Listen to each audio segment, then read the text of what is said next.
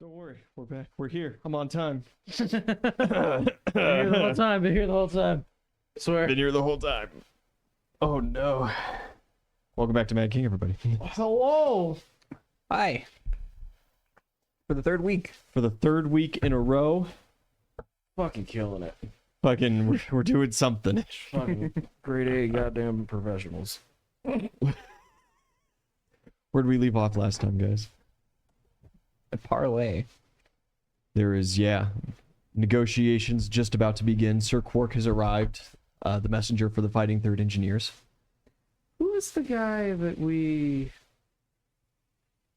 poster boy that we stole from Blitz. Blitz? Yeah, What's you he got doing him around. He's around, but as kind of just forgot as you about would- that guy. as you had kind of, hit a couple of times when he first kind of joined your crew and you were like, oh yeah, do this, do that. He really was just kind of like a poster boy, you know? Oh yeah, I set him as our new propaganda boy. Yeah. And Got it. so he's doing some propaganda stuff. He did go up around some of the areas south of Leadshire, some of those towns and stuff, and He currently in bronze. he's currently in bronze. Yeah. We should take him with to the parlay. I think that would be real demoralizing. Just have him stand there and smile. Yeah, you come into the room and your old Captain America is just there. Crazy. I mean, that is kind of kind of play. Like, that's kind of funny, actually. You can. Who's on the negotiation crew? Regrettably, not me. Yeah.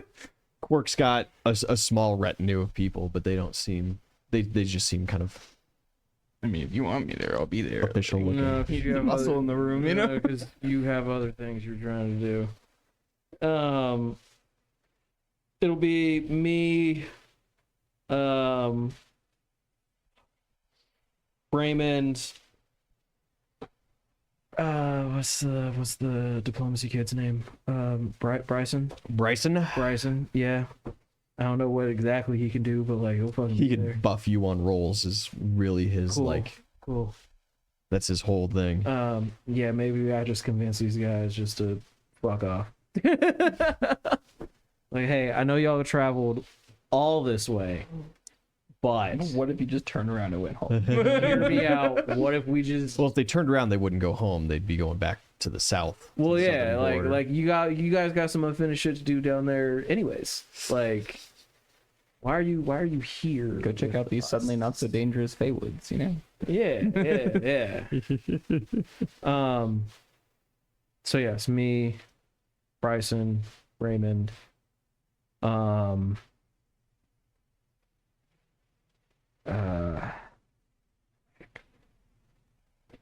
I don't know that Racker. Do you want to be there? Do you even Sure, want I'll be helpful. I was about to say, can you? to? Here comes the I'll muscle. be very That's helpful. the muscle. All right. I'm sorry, folks. It's been a long day. It's been a long day for a couple of I us. can't. Am I missing anybody that'd be relatively important? I don't want to bring Mark. That'd be a bad idea. Gladdock is MIA, so he cannot be involved. You could bring your father. No. I mean, he's like around. He's available. No, he's not. You got an active contract with the now Soviet that Legion. I think about it, is he? Because didn't you say that he fucked off after the impromptu festival? Well, he got permission, right? He got the writ to make the wing of the Subjugate Legion here. Yeah, and then we did and that. he is actively working on recruiting and everything like that Okay. and training. So realistically, right, he's maybe a good couple of days in. He's got some recruits. He's probably purchased a building, or no, he had purchased land and it was beginning building. Yeah, fucking paid me for that land, Dad. And you do have a contract that you can call upon him within this first year for like civil assistance, not wartime or like police work, because obviously they're not actually up and running yet. It would be his civic duty to attend this. No. but you know, The pre-wartime meeting. No. as the head of this new wing of the Subjugant Legion and your only signed mercenary group, you know, maybe he should be invited. I agree. All in favor? You could invite Kree as kind of your emissary from the Northmen, even though you don't have any Northman forces around. I know that. But they don't need to know. But they don't know that. You know what? You could invite Zuma now as your representative of your Huntress forces, You know as your what? emissary for the Huntresses. Yeah, that's gonna be the show of power. We have allies. I'll even have some of the dwarves in there. Yeah, You're the Gontu dwarf isn't captain. around. He's I know still he's in the not Iron around, but like I Mountains, have some of the engineering corps dudes. Like, Yeah. hey, I just need you to be there. Like, Thran, Captain Thran from that. Captain Thran. Yep, Yeah. that is it indeed. cool. Call his ass Okay. too. Yeah, we'll have Zuma. We'll have We're about to flex the power of friendship. Kree. You know? Kree. Have your dad. No. Okay. We have what's the orc guy? Our orc. He's out in the field. He is. They've been Doing out work. harassing this army. So they're What am I close. talking about? I'm the orc emissary. God damn it! Yeah, they're close, but like getting Gore here might, you know, ruin like an ambush position they could possibly be in or anything like that. No sweat. You could bring Jimmy. Jimmy and all of Not Quite Bronze is here, as Jimmy is, you know, the de facto appointed leader. Yeah, Jimmy, get the fuck in here. Thank you for the slow ball of assisting. I, of course, will represent the Church of Ock. I mean, shit, is Belrune's dad still around? he is. Well, no, actually, I guess it's been 6 days since the last. No, he's probably headed out at this Some point. of the siblings are probably around though. You get like the funny. two famous ones and toss them in there. Yeah, I think that'll. I think that's a crew, I think that's a crew. a retinue. Yeah. And like we'll do the whole meeting in like the middle of the field of battle. Yeah, you go kind of meet them. They're riding up towards your gate. Well, yeah, I mean I know, You know. but like fucking, I'm not. So you do I don't come know. outside of your gates Yeah. and outside of your kind of preliminary defenses because you've got some trench work dug, Yeah. you've got some like stone walls built around. Some, I mean, if anything, earthen walls if I could around. like meet them like before the trenches, because I don't need you seeing what we got. Even though I know you probably already know what we got, but you don't need to be seeing what we got. So like, okay, yeah, you kind of head them off and yeah. yeah, We'll go meet them, and then- you just say like this is the field. yeah. Yeah, because of course they, in an offer of politeness, and it is traditional. It's not necessarily they're trying to get you, but they do offer. You know, they've got a tent back at the war camp that's spacious enough for everybody and has amenities. You know, some food and drink. Bring him some pastry. And then there is a small pause where not only do they wait for your response, yes or no, but also for your counter offer of we also have an area that we could house this. There will we will gladly take them up on their offer without offering any of our own. Okay. We are the besieged city. Quirk seems perturbed by just the sure. And there is like an awkward moment of silence as he kind of like sits upon his horse with his little retinue waiting for the politeness of it. No, the politeness is like, all right, like we could either do it there or like we could do it like right here, and right here would not be nearly as comfortable. Yeah, noted. Yeah, he eventually kind of like recovers himself. He nods his head. Please follow us. No harm will come to you. Very well. We'll follow. Yeah, they walk you right up, and just in front of kind of where they're setting up all of these tents, and you see preliminary siege equipment going up. You see lots of men running around, armored, ready to roll, many getting ready to roll, doing jobs, army camp stuff. A good maybe like 30, 40 yards outside of that is a rather grandiose tent that has been set up. And they take you back, they open it up. Some army dudes come by, they're all given stank eye, but you know, they're soldiers. It's what they do. Motherfucker, y'all They does all- not know me. They all think they're hot shit, you know.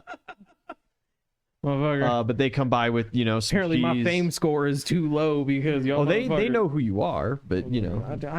I can squeeze your head and just anyways.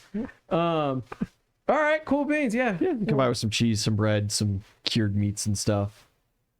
Just some generic things. You sit down at the table. There's a moment of, you know, kind of pouring some wine, pouring some ale. If you desire anything stronger, they've got no, it was they've got some things. They're not the single most equipped. Oozle will take water. They look a little put off by that too, but you know. And you sit down at the table. Quark removes his helmet. We have met before, but for politeness sake, I am Sir Quark. I am the elected emissary from the Fighting Third Engineers and, by extension, the Mad King. I will be conducting negotiations before any war proceeds itself. Is that amiable to you? Indeed. I am joined, and he introduces these bureaucrats. Don't fucking matter. They all seem like they're just kind of record keepers. They've got a couple pieces of paper. They're keeping some notes. He has his own fin. Yeah. But yours gets a name. Exactly. Mine gets a name, and you need like 6 fins to do what my one fin does, and my fin's like 16. That's why he's still got all that dexterity, you know. He's- He's young. He doesn't need the caffeine to get up in the morning. Finn fucking killing it for us. Yeah, I will also introduce my ragtag group of Yep. pals. You introduce your retinue, to which, you know, Quark politely accepts introductions from each one of them. He does seem rather surprised by the diversity of faces here. Yeah, The motherfucker. individuals that you have We are the brought allies. before him. We are the allies against the king. We are the allies. You're the Axis. I mean, like, yeah. Before opening, there is one major point of business, seeing your retinue, that I must bring to attention. I do not have the authority to negotiate with either the Huntresses, the Great Plains Orcs, the Northmen, or the Dwarves of the Iron Mountains. My authority in this capacity is exclusively for you and the area of Bronze and Not Quite Bronzeshire. Very well. Of course, Not Quite Bronzeshire has already been taken and is under occupation, reducing your cities to 50% capacity. As far as actual land holdings, I understand that all armed forces have been evacuated here, and he nods to Jimmy, who just looks kind of pissy at that. Immediately, here is what I have to bring to the table for you. Negotiations can start after that. And he gets kind of this little chunk of paperwork, puts it down on the table. Basically, what the king is offering is amnesty for your crimes and absorption into the king's lands, forming a new border across the territory of Not Quite Bronze and Bronze. It would require a dissolution of any negotiations with Great Plains Orcs, Northmen, Iron Mountain Dwarves, or Huntresses. Anything beyond purely political relationships. Imagine he just accepts this. It's been a long war. Oozle's tired. Just like, all right, heard. Oozle needs to be taken out back and shot. Yeah. Gives him a crisp handshake. That sounds lovely. No. We do have an initial assessment of Bronzeshire and of Not Quite Bronze that both have grown rather significantly under your rule. In the paperwork is new tax rates set that would be paid to the king monthly. He goes into quite a bit of detail about exact trade relations, how hostilities would have to end. There is no desire of imprisonment. He wouldn't have to turn over any of your people. And he seems rather proud, as if he had part of that in the negotiation. However, they do include in there that the bans on magic for the lower states, which would be your state, would have to go into effect for all civilians once again. And that the draft would come into play once again. So sport talent kids would be drafted. Anybody with magical talent would be drafted automatically. There is a caveat in there that, of course, as the rulers of this new city-state kind of deal that they're proposing, you would be in charge of drafting them, and they would be technically under your banner. There is a responsibility at what would be the federal level, at the king's level, that he can, as any king can, with his subordinates, levy troops and call for arms, and you would participate. Majorly, that would then come that your responsibility would be then to enforce the southern border against the huntresses. Zuma scoffs at that, but he is like locked on to you and Jimmy and not talking to anybody else. Yeah, my resident dragon boy. Yeah. Well, Sir Blitz, I will say that you do make Sir Blitz on your side of the table is like, what? wait, Cork. Sorry. Long day. Sir Cork, you do make a rather intriguing offer, I will say. However, it would be in ill faith for me to simply abandon all of my newfound friends just for the securance of power for myself. That is not what this conflict is about.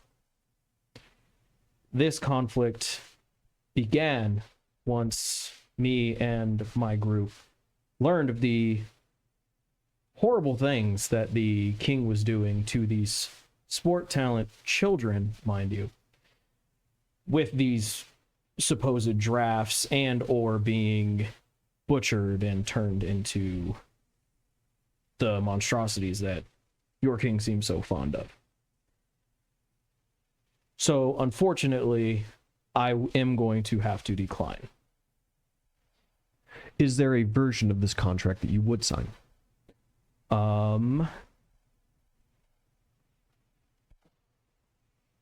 The king's head delivered to me on a platter, but I don't think that you will take that offer. Well, of course, it would be a moot point to subjugate yourself to the kingdom if the king was dead. A new king could take his place. Of course, that wouldn't be there. I am sensing hostilities from you, and I apologize if this is taking too much of your time. Oh, no, none at all. Shall we then proceed to the rules of engagement? I believe so. It is under our understanding from our scouting parties that you have still a vast amount of civilians inside your city. What would you have done with them? If you would be so gracious as to give us time to evacuate the remaining ones. We have had a lot of refugees coming in, and it has taken longer to evacuate them than initially planned. And how long do you believe that you would need for such action to take place? I can, since time is clearly of the essence now, I would request 24 hours. There's a little bit of mumbling between his kind of side, and one guy kind of puts a piece of paper in front of him that he then reads over a little bit and goes, okay, I have here that we are more than happy to allow the evacuation of civilians. with a couple of caveats. The caveats would be that the civilians go through our ranks. We would then check and ensure that you are not sneaking out what we would consider high-value individuals, individuals such as yourself, any of the other Godwoken that you harbor, things of that nature. And there would also be a request, a demand, I suppose, that we would have to put on paper that for the 24-hour period or anything greater, there would be an agreement that you and your kin do not use any of their God-blessed powers during the war. Let me make sure I'm understanding you correctly. Mm-hmm. So, for our innocent civilians trying to escape slaughter, you are demanding that we relinquish one of the strongest powers that we have against you for the remainder of the war. That is correct. Yes, and it is a much kinder offer than you offered, of course, the innocent civilians of Leadshire. I would have you be reminded. And I will also remind you that was simply not our fault. We were accosted by a lich whilst underneath Bronshire. We defended ourselves. Leadshire.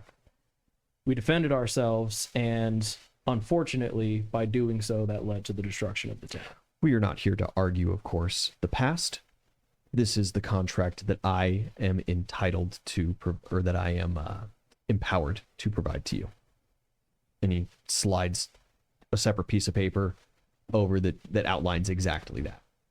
That you and your fellow Godwoken would guarantee to not utilize your powers for a 24-plus hour reprieve for evacuation and finalizing wartime preparations. Is it is it Quark that's saying this, or is this one of his It's cronies? Quark, but the cronies are the ones that immediately are giving him the paper. Okay, no. You could roll a sense motive on him. Sure. Nope, that's gonna be pretty good. 30. He 100% understands like the size of this ask. Yeah. And you can tell by the fact that, of course, they were mumbling and whispering to each other and then presented him with that paper. He's just a mouthpiece, right? And when it does come down to it, at the end of the day, like he's a cool dude. Like we ain't got no beef. Like we're on opposite sides of the table. That's all.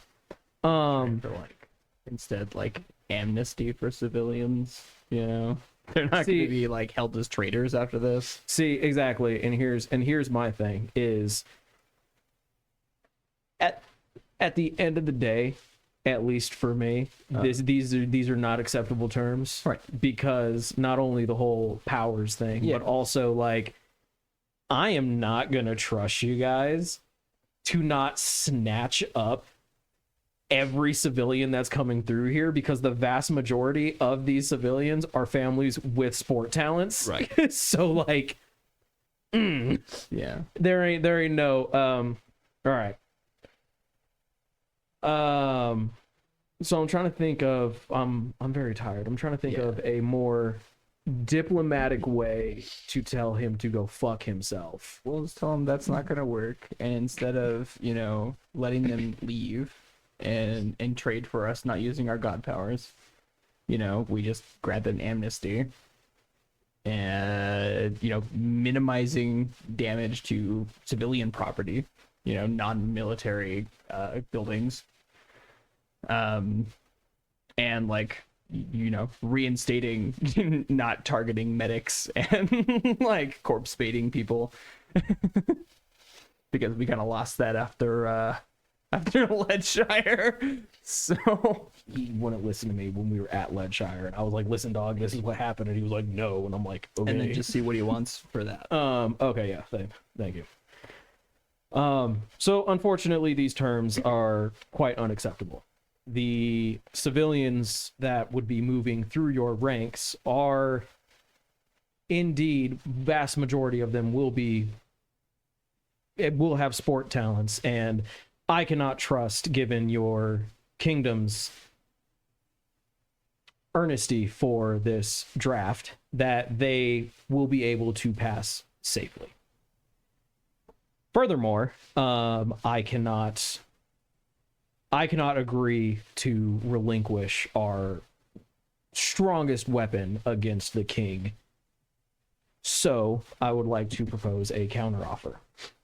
Instead of allowing the civilians to leave, we have an agreement that any civilians that are captured or are still in the town after the unpleasantness that is to come will be granted amnesty to leave to whatever lands they choose. And what was the other thing you said?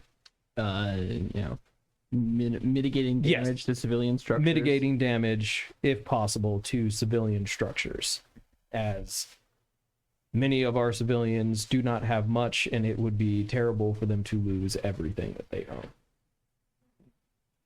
Your counter terms are a little confusing to me. It sounds like you are asking that after we invade and occupy the city, which in any effect would assume that you have lost the engagement, that we grant your civilians amnesty to then leave the city and go other places?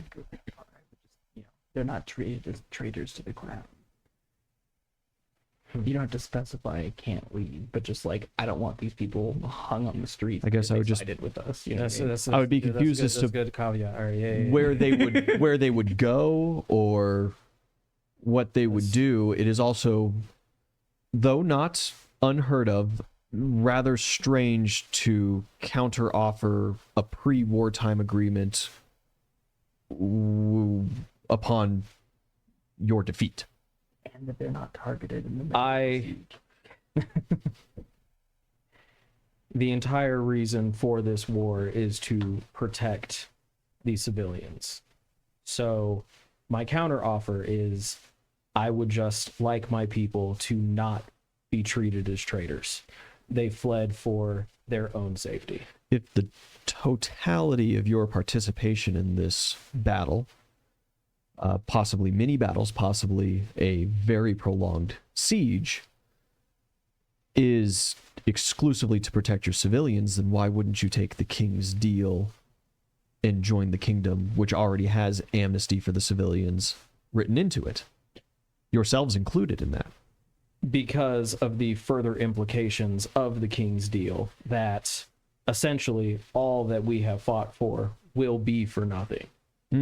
Because the agreement that is proposed by the king does nothing for my people. It only grants me a city that, quite frankly, I already own. And the implementation or the re-implementation of this draft is the main thing that we are fighting against. Understandable. We can grant amnesty for civilian elements that do not participate, do not actively resist the king's forces upon your potential defeat. We would be more than happy to sign something along those lines. As for purposefully not targeting civilian structures, of course, we have no intention of doing that to begin with, unless, of course, they so happen to be directly behind a military building, I suppose. Brennan, we're in the middle of pre-war discussions. And what would you be offering in return for these concessions?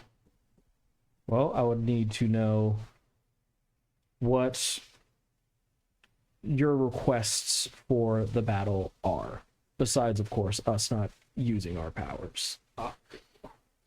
with that completely off of the table, there would be things that we would ask, such as medical personnel be left alone after the conclusion of any kind of ground forces interacting. We would expect the standard agreement of medical personnel being allowed onto the field to extract any wounded. They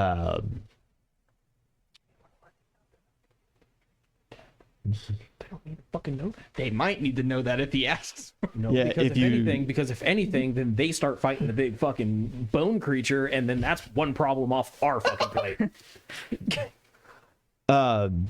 Those are standard, and I would expect you to sign those papers anyway. And immediately, like, one of the bureaucrat guys has a contract exclusively for those things that you're not medic baiting. That you're not. As long as we can expect these same concessions. Yes, and it is a mutual understanding on that one. Okay. The Geneva Convention has been reinstated. For your specific one, it may be.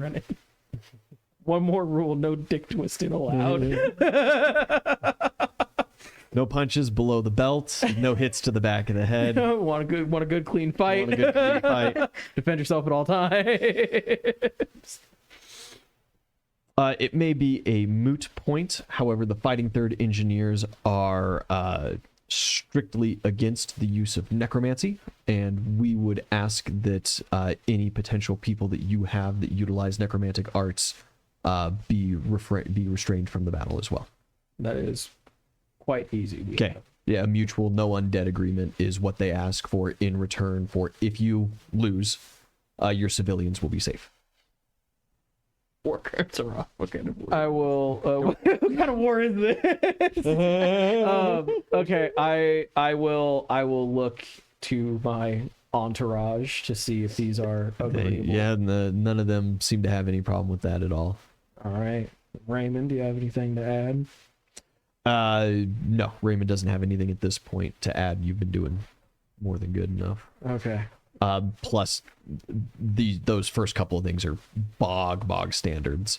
Generally speaking, the Mad King doesn't like doing the no necromancy thing. As generally speaking, the Mad King relies very heavy on necromancy. Oh yeah, That's why they don't want to good- use it. That's a good. That's a good point. They're trying not to use it all up. I bet you some of their monstrosities have been falling apart on the way here. Fucking big brain. There's the potential of some of that. Now, of course, the Fighting Third does utilize monstrosities. They do have a Magister in the head, everything like that. The contract doesn't say anything about monstrosities, about pre-created uses of necromancy. And so if you had bone golems or anything like that active, those are still on the table. Can we? I don't know. Can anybody come up with like a good way to get them to like not use monstrosities? Magister's fine, but like no ape creatures. Those things are fucking annoying. They're weird. Tell them one of yours is going to sit out the battle if they don't use the monstrosities. I'm not going to be on the front lines. I have shit to do with Gwen. They don't know that, but Well, no. I need input. Me no thinky right now. What's a good diplomatic way for me to like barter the use or the non-use of monstrosities? I feel like in their eyes, your ask of that is about equal to their ask of us not using God powers. Shit, Yeah. you right. Because it is their bread and butter. Yeah, nah, you right. So that's kind of like a. So that would probably be their counteroffer. So we can put that back on the table if Yeah. Brennan, that's not what I said. What if? Necromantic we- exclusively. What if we What if we agreed not to use our god powers for the rest of the war if they agreed not to use monstrosities for the rest of the war? dog, I don't even think I have god powers, so whatever. I'm not. You're like, yeah, whatever. This ain't my fight. Like, I'd breathe fire, and I would like to continue breathing fire. That's all I'm gonna say. Cool. And Massive fucking cool. passive bonuses Yeah, I that was she gonna can't say, turn off. the huge passive bonuses. Well, I mean, I guess technically you could. but in I would that like case not though, like, if you can't turn it off, can we really like not use it? Or I guess it... specifically actually you could, because you could just leave all your money at home, and that would then Oh no, that's lame. You do the one thing dragons don't do. You Yeah. put money in the bank. yeah. If you went and made like a really big fucking deposit, Yeah, no. you showed up $0 funny. in your pocket. You'll have It's to funny. kill Rack first. No one's ever gone. None of us have ever gone into Rack's room. Like all of her gold is just like her bed is on top of this pile of gold. It's like a reverse Princess and the Pea situation. It's a real rich. You said reverse Princess and the Pea, and I thought of it as like instead of the pea being under the bed, you're sleeping underneath like a massive pile of gold, You know like what, that's Scrooge funny. McDuck. Yeah. We like open the door to Rack's room. Rack, we need you. And her head just like pops out of a pile of gold. What's going on? Spills out the door a little bit. Put it back. That's mine. You can't have it. Yes, it's not happening. All right. That's fair. I figured because like I don't know. I figured that. But okay. Yeah. So these terms are agreeable. Those terms are agreeable. Yes. Okay. Yeah. Okay. Cool.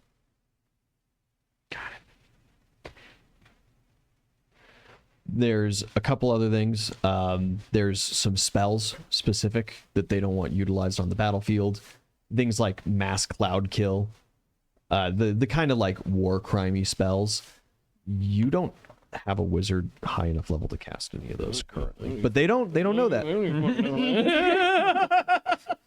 I'm just like making up names like, oh, Jonathan will be so upset about this one. That's like his favorite thing to do. Man, Ezekiel's been talking about doing this all day. Well, Yeah. you're There right. is- You're right. There It is would still be- tons of room for creative spell casting. Oh, that's a good idea. Do the drow use necromancy? Do we know? However, as Cork had said, it was a bit of a moot point. Not only do you guys historically not have a history of utilizing necromancy, the Fighting Third Engineers don't utilize necromancy. They don't necessarily need to know about the drought because you have gotten the band from the Underdark to come up and tour all through this area, summoning ghosts. And true. there is yeah. There is So very we're little, fine. if any, And- necromantic energy left in the area. And Oozle has a really high bluff, so even if they were, he'd be like, yo, what the fuck? And I'll be like, I don't fucking know, man. Those guys just came out of the mines. They said that they heard about what we were doing and they wanted to join in. Like, I didn't even know they were coming.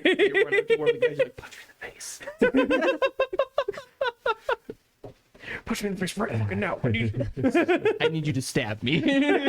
It's all right. I can take it. I need you to mutilate me. But Oh fuck. Okay. Yeah. No. War crimey Yeah. spells. Got it. Another, what Cork would assume would be an easy moot point. There is an agreement in the same light of mutual no necromancy.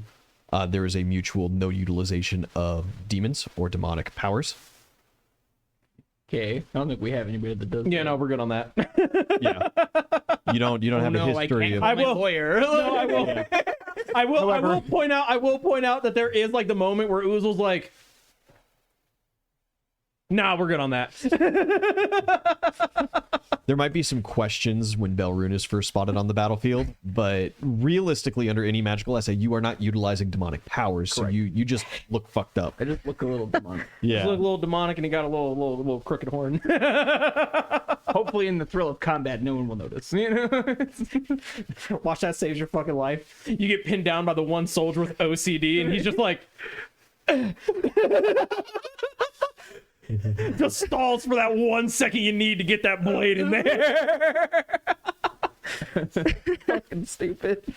There is one where they request that you use what would generally be considered like Mad King approved non-hunting arrows, so it'd be non-barbed, That's fair. reduced to a 2-blade, a leaf-shaped arrowhead. Nice clean cuts. Nice clean cuts that surgeons can deal with, kind of thing. Round-tipped bolts for like crossbows are also acceptable, but it would just be a ban on like heavy barbs on arrows, multiple, like 4-pronged blades, 3-pronged blades, 6-pronged blades, whatever. I mean, that honestly, like, I Now- can tell my people, but that's kind of beyond my wheelhouse. I'll look at Zuma and be like, look, Zuma is not ecstatic about that at all. The huntresses being Shotgun. shot, being hit and run archers kind of deal, very heavy on the use of poison tipped arrows, complicated bladed arrows. They don't really make safe warfare. That's not in their people. well, I mean, all that's going to mean is that so let's think about this. If we disagree to like that one term, like if that's like Mad King approved stuff, then like theoretically speaking, it's not like they would have any of it. So like if we're just like, yeah, no, we can't do that one, boss. Like, All I'm saying is he did specify this negotiation is not between him and them. Yes, the negotiation is between him and you.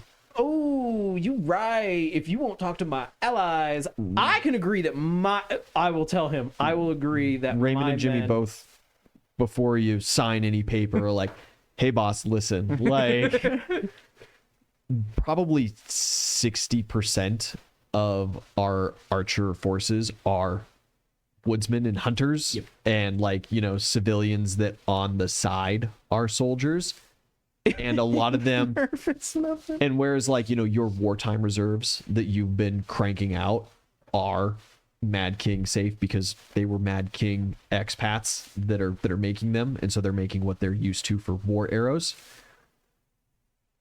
Like a huge chunk of your people are bringing their own arrows from home kind of deal as well, and so a lot of your armory stockpile are hunting tips that are banned in this. No go, can't do it. And- Yeah, and that's gonna be unfortunately like there is Raymond. Raymond is reserved, and he is unhappy to inform you of this, as he wants you to sign that paper. Just out of good warfare practices. Jimmy doesn't have any good warfare practices. Jimmy's a feral animal, and is like, this is the dumbest thing I've ever heard.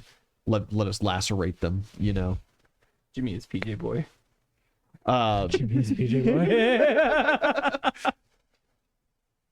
You refuse to sign?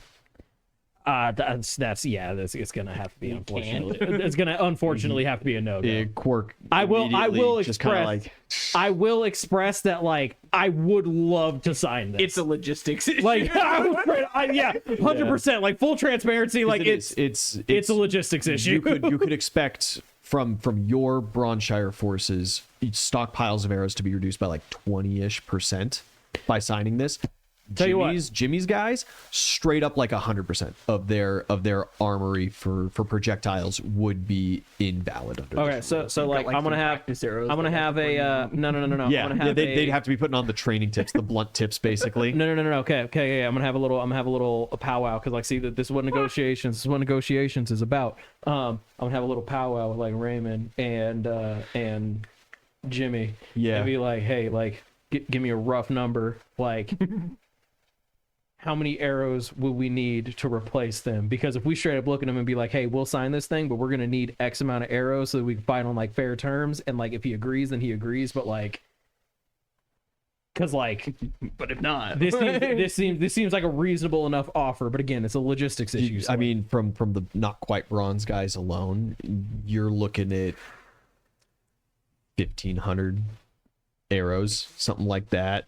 From your guys, probably close to another 1,000.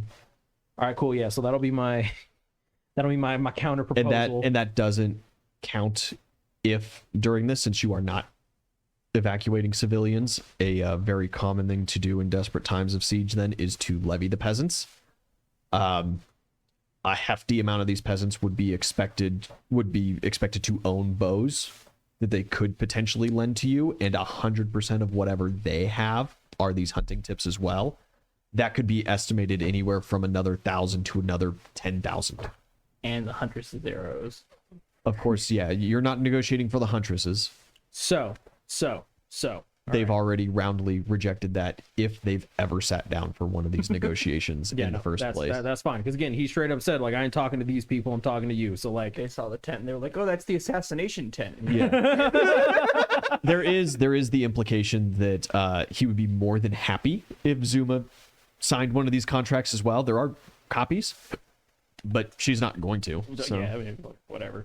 Yeah, so that'll be my counter proposal to Sir Quark is that we'd honestly love to sign this, but logistically speaking, that ain't fixing to happen. So if you guys would like to, I don't know, you would request 3,000 arrows basically as a I'd say replacement. 5,000. 5,000 Because you got like the peasants too. Peasants, and also just no little extra ammo never hurt. Which at very least, the peasant ammo would be in the circumstance of like if you start getting desperate, you would at least confiscate it from them, if not levying them totally. Yeah. Yeah, a couple of the bureaucrats go and talk about that. That is a very interesting proposal that like because again we want this to be like, we want to be cool, but like exchanging wartime goods before the battle is not generally practiced. Well, a rebellion in the middle of the King's Land is not normally practiced. Can I give it a diplomacy roll to see if I can? That would help. Sweet. Oh, Bryson, hit me with a buff, baby. Yeah, absolutely. Nat 20. You are adding 40 total to this roll. All right, so that is going to be a 7, 8, 9, 29 on my diplomacy. I rolled really low. So 69 on diplomacy. It was meant to be. They come back with a counter offer And no bows. of 3,000 arrows to not only offset your losses, but then of course since they have limited stockpile, it would then equal out. They were going to go for a straight 50-50, but they'll give you the extra 500 arrows. It's not the hugest deal in the world to them, but they do. You can see on the bureaucrats' faces that they very much desire you to sign on that. Of course, these guys have been down south fighting the Huntresses for who knows how long, and so they understand dealing with these hunting tip wounds, and they do not seem like they are wanting to do that.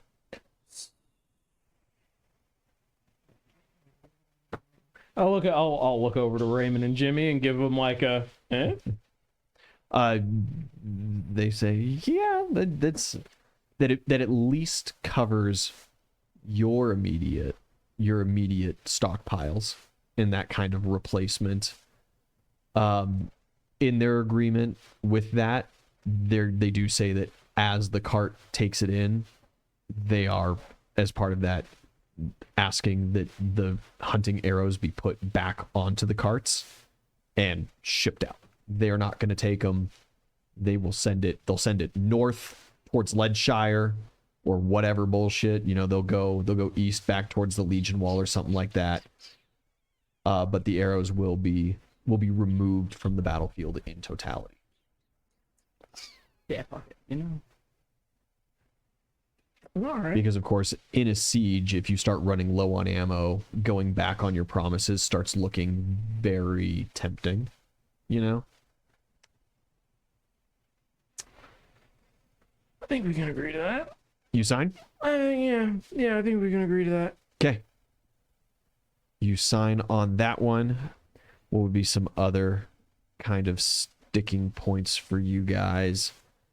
There's some ones that they put on that are pretty obvious, resounding no's.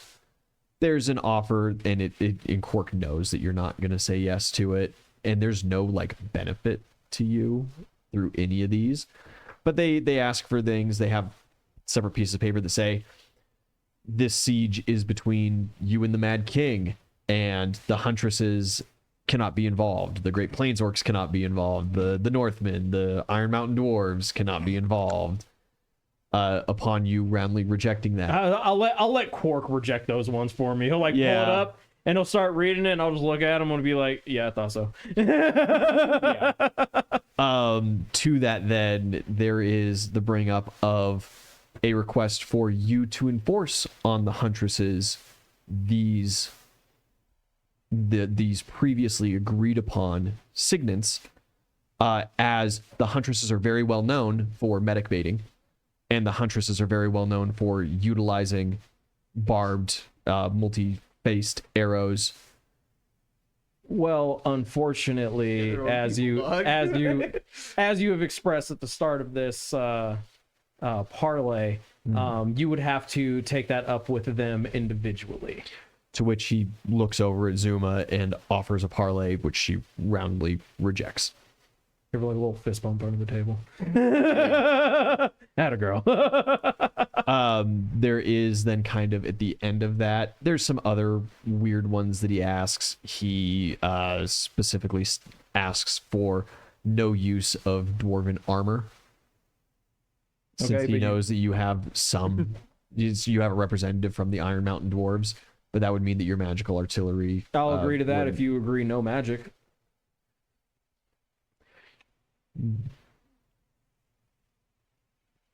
He looks both ways really quick and he goes, for a quick clarification, this is the unrealistic expectation that you would resign a single entity of your force for us to in totality not utilize magic, not that you are offering a blanket ban on magic for the totality of this combat. Define magic. All right, because see, here's the thing: is the Mad King? They're like our biggest struggle against this motherfucker is this goddamn magic users. So if he wants us to get rid of our dwarven tanks, you don't get to use fucking fireballs. Thoughts? I don't think it's worth the trade. So they How many straight up, tanks do we got? you got like 3. This element is not big. The equipment is not in good repair, right? It was an old training unit. It has already been Oh. beat up once. It's been not only beat up once, but then Gwen actively destroyed a majority of it in all reality, through the 2 engagements that you've now had with her, with this group. They're not in good state. They're not in good repair. They don't know that. They don't necessarily know that. They might know that. But what Quark just said explicitly there is that the expectation that you can sign your like 3 tanks not to participate and them not using magic in totality is obviously ridiculous, and they would never sign it. Yeah. But he did show curiosity in a blanket ban on magic, meaning no god powers, no fireballs from your side, no magical healers bringing people back so that they could join the fight the next day. For this seat. Yeah, well, yes. Everything is in for this siege. This is not.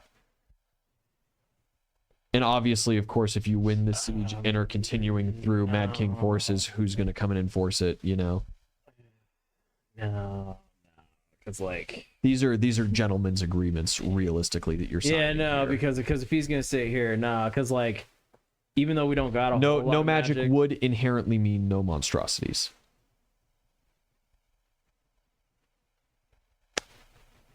Well, no, so we can't really agree to that because we got these drow that are about to fuck them in the ass, and with all of their magic, which was like the whole point of doing this little side quest. You could call them off. Now, now any kind of more than surface level look at this, they are interested because they are well over 4,000 strong. Yeah. I know. And you're I know. maybe a couple thousand. Yeah. Maybe. Yeah, I know. They are also siege equipment specialists. They're an engineering corps. And so even without magic, you could expect that they are well versed in siege equipment and could unenchant and then utilize mundane siege equipment to great effect. Yeah. All right, yeah. They are interested in it because they know for a fact That just that equals barring that you guys getting rid of your magic man to man, they overwhelm you. Yeah, because you said they got like 4K. That is a legion size. They are known as a legion. Yeah. They do. You haven't done any scouting of them necessarily. Yeah, well, we've been like You've done loose scouting. we've had the scouts watching them to their movements. We've been having Yeah. the huntresses and the orcs harass them, so we should have a decent. You certainly know that they don't have 8,000, right? They're not double what you would expect them to be, but it's not uncommon for there to be, augmentations on this. You could expect like their specific engineering core not to be included, that the Legion really just handles the core infantry. Okay, so like it. I'm gonna give because like I walked through like a bit of their camp and I saw a little bit. I'm gonna give a profession night roll to see if I could get a gauge of how many dudes we working with. Oh, pretty good. 19 plus 21 puts me at a 40. Yeah, so rank and file standard infantry 4,000. Okay. Then you add officers coming up to 50 to 100 extras. The engineering corps is an augmentation, and that's 100, 200 extra folk. Uruk, on top of that, they might have thrown in, like Cork probably isn't counted in the rank and file. Obviously, any of these bureaucrats, if they throw in a magical core, that might be considered extra. On top of that, that could be an extra 50 to 100 guys. So You're not looking like 5K. You're not quite looking at 5,000, But like, when you really start mathing it out, kind of deal. But if you, but you very well could prepare be for the encroaching on worst. that. So Yeah. like, assume 1,000 or assume 5,000. Be pleasantly surprised when it's only 4,500. Yeah, exactly. Okay. This has nothing to do with the negotiations. This is me doing war stuff. Yeah. Because like last I talked to you, you said we had like 2,500 Yes. as far as like just our like army. Yes. And then and that's not including the huntresses and the orcs. The orcs is a small retinue. Though. Yeah, or there's a small maybe number of people. 50 people. We have a decent amount of huntresses, but They did get whipped in that last big battle. they did. And so they're reduced down. You've got at best 200 hanging out in the woods. there. Okay, and then we've got 1,500 drow. Yep. So we're looking at soft like 35, maybe 3,700 Yeah. versus like Let's call it uneven. Everyone needs to kill 2 people. You okay. do also know, generally speaking, your rank and file, and especially like the not quite bronze rank and file, are not as well equipped and not as well trained as these guys. This is a legion. This is a legion of veterans, right? Yeah, These yeah, are yeah. combat tested, That's why we're only well on asking for 2 deployment But individuals. jokes on these motherfuckers, we got dragons. Okay. But not if you agreed to the blanket bans. on action, right? No. That's Yes. I should have specified earlier. That's a no go. Okay. Then he rejects your counter offer. Yeah, fair enough. Okay. Is there anything else? Do you have any concessions that you want to be bringing up here? No, that's what I'm asking. Do we have anything else we want? I don't know fuck all about this army. Yeah, no, because like through the many years of this campaign, the Mad King, what we get fucked up most by are his monstrosities and they're fucking magic users. We've sort of balanced out the magic user issue with our drow that we just got. Maybe they may not even be good fighters. We didn't ask. They might just be a bunch of slavers that are used to like picking on weak individual small tribes that they overwhelm with Well, numbers and just take into the night, Now, listen, all right. This is an assumption that Work like out in our favor. I'm gonna Next one have to comes make. quick. This is an assumption we're gonna have to make. How do we feel about night raids? They weren't necessarily banned, but No. yeah, Nighttime combat is not yeah. banned. So I think we just leave that. Okay. Gotta sleep sometime. Yeah. Yeah. There I don't is think I got anything else. he brings up a question on aerial combat. They understand, of course, you've got the ship. You've used it in just about every single engagement you've ever been in with the Mad King in like in a major capacity. I don't know what you're talking about. So they bring in, and their counteroffer is that they will not use I feel like the ship flying is units. still in need of like repair and armor anyway, right? No, Does that mean we ship's can't prepared. use the dragons then? Because they're technically. That would, yeah. So he doesn't know this when he puts this in front of you. Realistically, he's believing that the scope only includes the ship and like the use of the fly spell for individuals. So I feel in like that that's an case, agreeable term. But in that case, but it is not specifically stated that it is a ship. It is a blanket ban on the use of aerial units. I think that's fair. Our dragons are not battle tested, right? they're still fucking dragon. We don't even know if they know how to fly yet. You know, let alone fly enough to not just immediately be murked in combat. And the ship most certainly is not going to take more than a couple of fireballs. Before it's no and longer like useful. because we used to have Bella the anti Yeah, but she's dead. but she So- did. And they may have a sewed up dragon that they could send to us. And I don't need them fucking dropping paratroopers and shit into our Exactly. fucking town. I feel like that's more than agreeable. I think that's agreeable. Yeah, and I will save the dragons for later. And no, okay, so like this is where we're going to start talking semantics and the dragons could technicalities. walk and blow fire.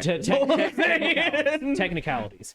If the dragons aren't doing like fucking flyby attacks and instead they like land and then fuck shit up. I feel like So, basically, specifically in the contract, there is an example of like a mage cannot cast, like you couldn't have a mage cast fly on you, so you could then fly over enemy ranks to then land and engage in melee combat. That is still considered an use of an aerial unit, in the same way that paratroopers would count. That's why we asked about the semantics of it. All right, yeah, I think Yeah, and if you ask about that, he will outline and like show you on the contract. ooh, I think I found a way around it. I'll sign it. okay, but when they start burning down villages, No. because- Okay, because like he doesn't know this. But like, listen. It's like we have fucking tunnels and shit, like all underneath this bitch, right? So we don't send the dragons to like fly and like land in the fucking shit, right? Instead, we send our dragons when they're like people, and then they grow. and then they fucking they come out of the ground, because at that point we didn't use any flying shit, and they just all of a sudden you got dragons fucking you up, and that's not against the rules. Yeah, it's basically just a big salamander at that point. It's basically just a big salamander at that point. Fucking sign that shit. Okay. Because like my only caveat to like if shit really gets hairy, we got these dragons as an ace in the hole, and like, oh, we just took away our dragons, but Ace in the hole, hopefully. but again, Allegedly. we're at a point where like this is kind of neat, It's like a Hail Mary. yeah, like this whole thing is a Hail Mary, like, yeah, cool, yeah, I'll sign that one, no, easy as. Okay. No. And I would like to clarify, of course, the point of this isn't to find loopholes, right? It is to come to agreeable terms, to have I wouldn't even say that's a clean loophole. warfare. The dragon didn't fly. There's no loophole. Yeah, exactly. And like this is Yeah. clean warfare, because like dragons doing flyby attacks, like that shit's rough. But like He said, speaking from experience. speaking from experience, that shit's real rough. So like if we just put a stop on that, and like, you know, just airdropping motherfuckers, like all that. Like we won't use our ship, like even though it's just one ship and you guys are. But anyways, if anything, it just works out great for fucking us. So like, yeah, sure, that's not even a problem. And Okay. again, it's not even a loophole because like Yeah. they didn't fly. They don't bring up anything about tunnels or nothing like that. Yeah, I know they don't because they don't know about our tunnels. Because They it's probably a know secret about our tunnel. Secret tunnel. Ian gets it.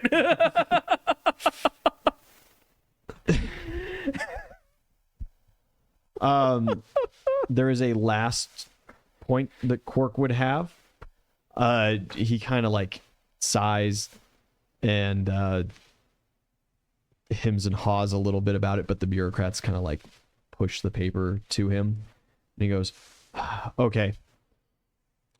There is another proposal that we have that could very well make all of this negotiating a moot point.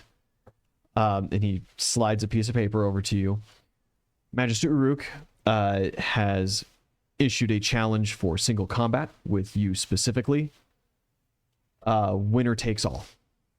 It would be an immediate, the losing side would all surrender, no conditions. It would be an unconditional surrender. Is it to the death? It is to the death.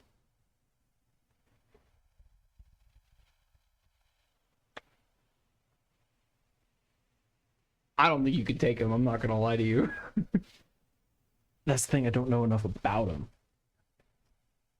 Unfortunately, that's all I can talk about here. He does list a single caveat in that it is barring the usage of the stone that you had received from the Inuauk, that you had received from Mad King soldiers that retrieved it from the Inuauk. He thinks that that is filthy, and that just as he would not deny you of your god powers, he would ask I mean, in the not to be denied of any potential magic that he has. I mean, in He the grand scheme of things, it even the playing field because I want to get my powers, he want to get his powers. I think the exact words were that it wouldn't be sporting of him to accept that. Okay, that's fair. You roll me a sense motive. That's a nat 20 Yeah, for 37 total. When Quark says that, he said he is heavily implying that if you are considering this, do not take that deal for your sake.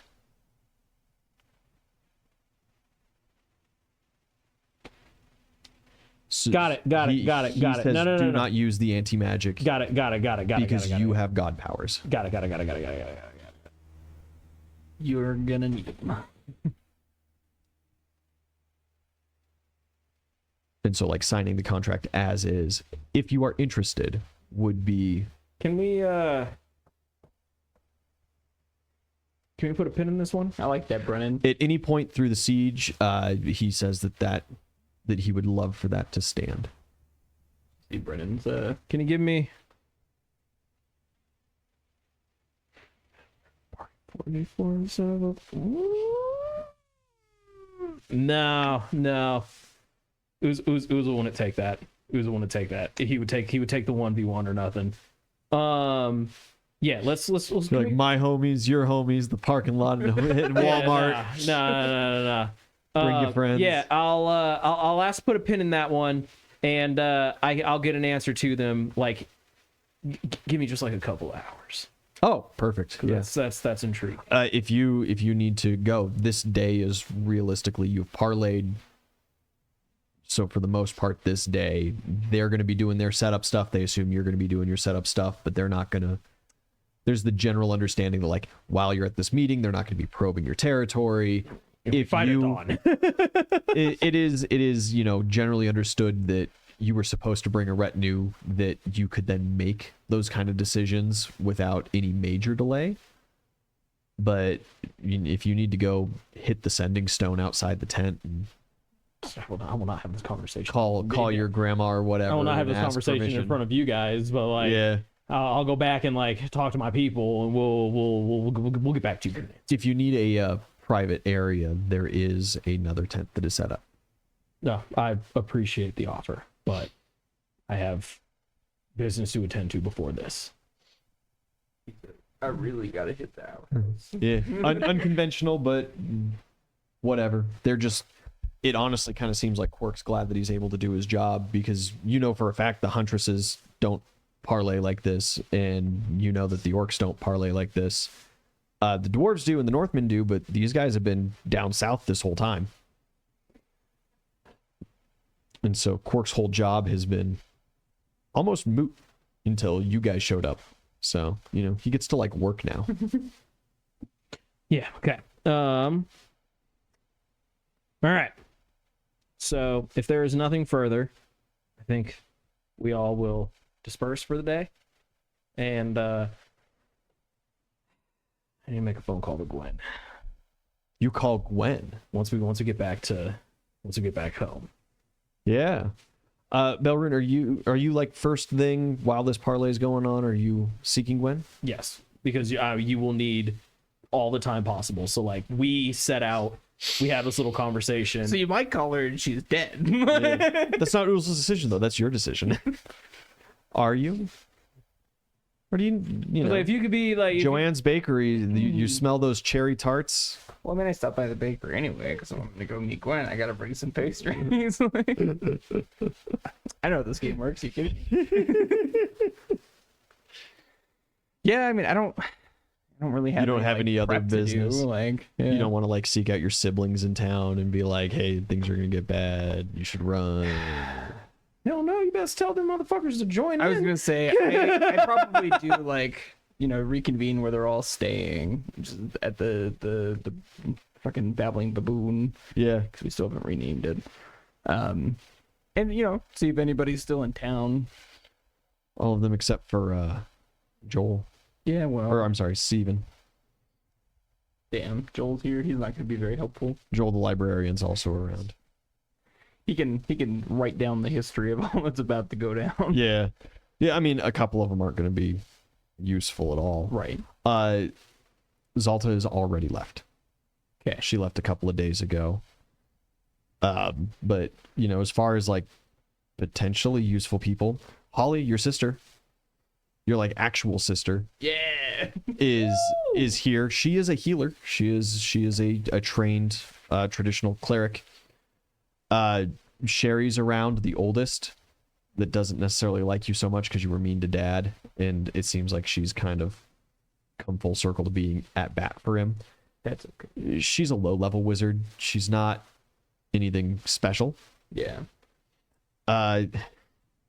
Betty's gone. She left with your dad. And let's see here. Alyssa is here as well. She does not have magical powers. She's just a priest. So she's just kind of hanging. Joel, of course, still around. He is a librarian, just kind of a guy. Steven, back at the hall. He has no magical talents. He's just a scribe. And boy, is he into scribing. Clement is still around. He was planning on leaving, but now it seems like things are getting interesting, so he might be potentially interested. And Jared, the oldest brother, is around as well. Cool. And he's like a muscle wizard. Yeah. Yeah, I mean, we'll convene everybody who's around realistically. Anyone Yeah. can apply a bandage. Steven starts immediately like sweating and hyperventilating when you start talking about this plan. But okay. Then you go seek Gwen. That doesn't take too terribly long. Yeah, it'll be Joel and Steven are just gonna be documenting. Everybody else who's not magically inclined applies bandages, Just sent to the basic triage kind of deal. They'll run arrows, yeah, exactly. things like that. Administrative work type deal. Yeah. They seem worried, but they're here to support the fam. Yeah, and then I grab my pastries and I go see Gwen. Yeah. I have a cool little box of not so coolness in hand, and not in hand, but you know what I mean. It's You bring the stone? Yeah. Okay. Yeah, she opens the door to you and Belrune, darling, come on in. yeah. Yeah. I know this place well enough at this Yeah, point, yeah. you know? You know, it seems like it's like a different grand hall that you enter into every time, but the feel, the warmth Right, is yeah. the same. The It's that, Jeeves like- are the same. Well, found they're them not the same, but they act the same. I've been to my friend's house a couple times. I can just kind of stride in now, you know? Yeah. Yeah. Kick your shoes off.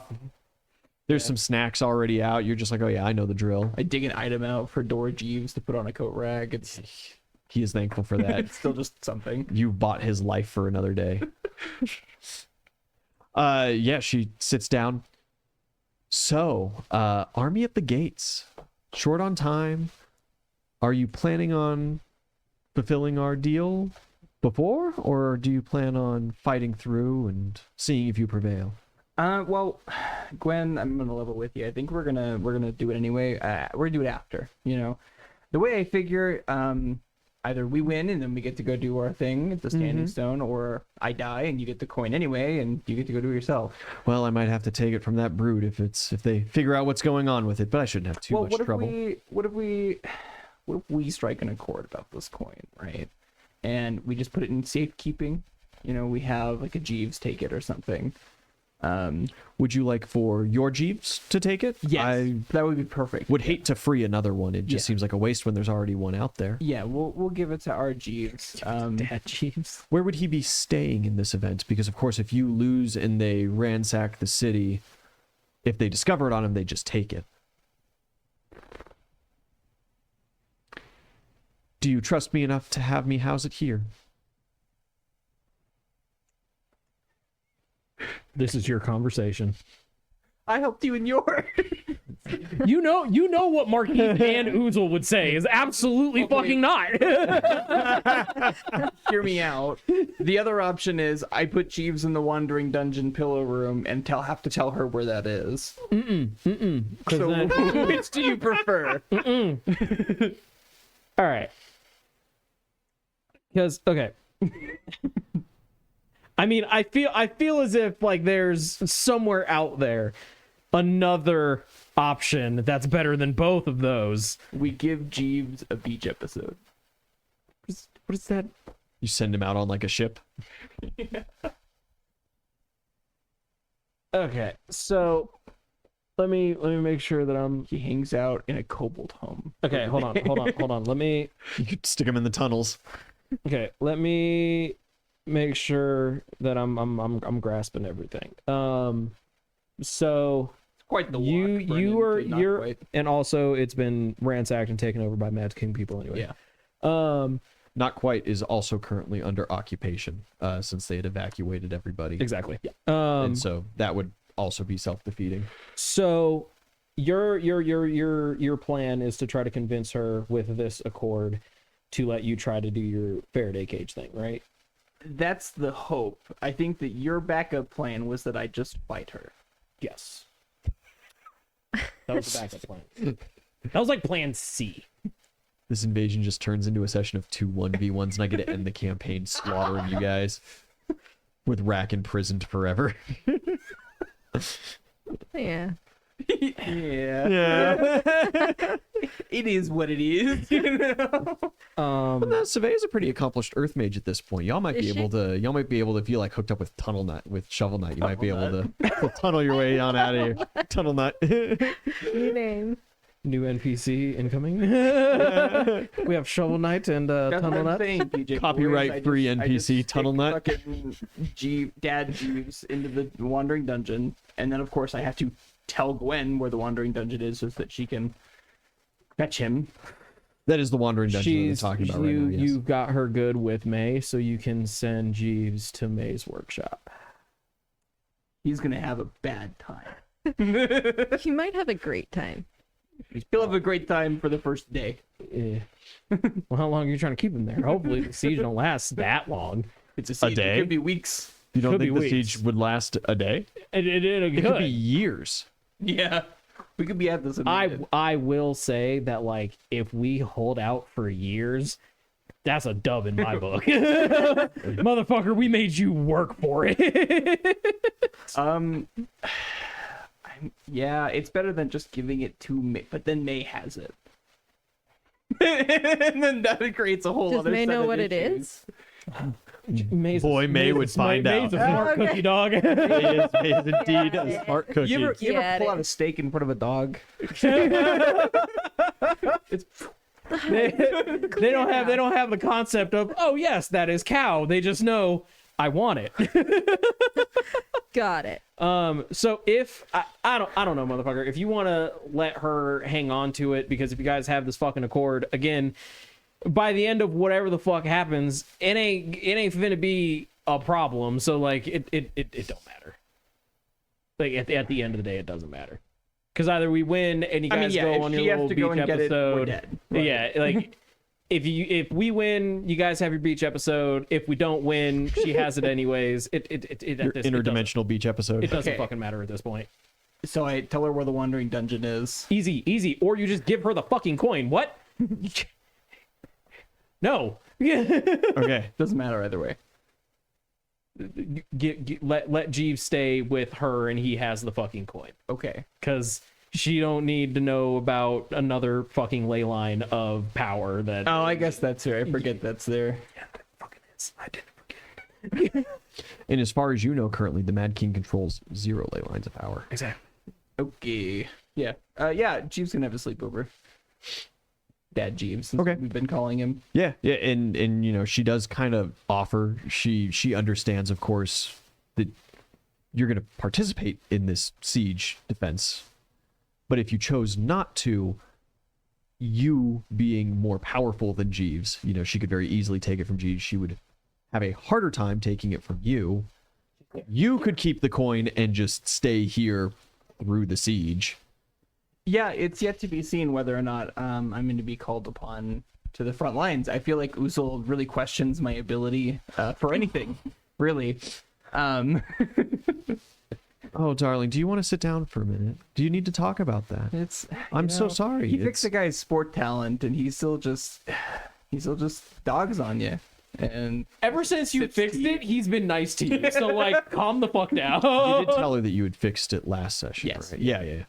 She goes, it's an incredible feat. I don't know if anybody's been able to undo the winds of PJ like that. yeah, well, The what? the wind. The winds of PJ. You telling me that PJ Boy was the reason that my shit got fucked up? Yeah. Love you, boo. Thanks, PJ boy. Cool. Love that. I thought it was just Chris being a fucking asshole, but Well, yeah. the winds of PJ got it. I'm sorry. This is off track, but what you've said has just been so off-putting to me. Are you struggling with your companions? I mean, I feel like Uzul and I have had a rocky relationship forever, probably. Yeah. Rack and I get along okay, I think. There was the thing with the goat, though. The goat poop. Yeah. Then we tried to kill each other. And then you had that little one-on-one. Yeah, but I did see you guys fight, and it seemed very intense. It seemed like there were a lot of emotions there with Rack as well. I left all my emotions out on the field. I just really don't feel like Rack did. There's definitely been a lot of tension since then. I don't know if that's a healthy way to handle things. brother. Rack was chilling. She didn't want to fight you. The entire time she was like, can we just like not? No, Marquise just forgot because he also had a screaming match at you when it first happened. So I remember that very specifically. It's okay, BJ boy. It takes him some time to catch up. Do you remember the whole contract with Daddy thing? It's been a long day. It's been a long day and it's been a long campaign. Man, that contract with Daddy was such a beautiful gambit. I love that one. I think that's one of my greatest gotchas, like thus far in Mad King history. I'm sorry. I know it's not necessarily my place, and I know that we've only just really started forging this kind of relationship. That doesn't seem healthy to me at all. It's definitely kind of stressful. I'm not really sure where I lie with either of them. There could be a knife at my back. I don't know. Have you considered leaving? I think it's been offered once or twice at this point.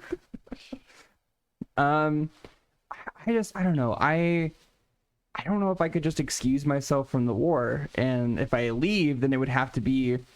Why do you feel like you couldn't? Well, because What kind of stakes do you personally have in this? Yikes.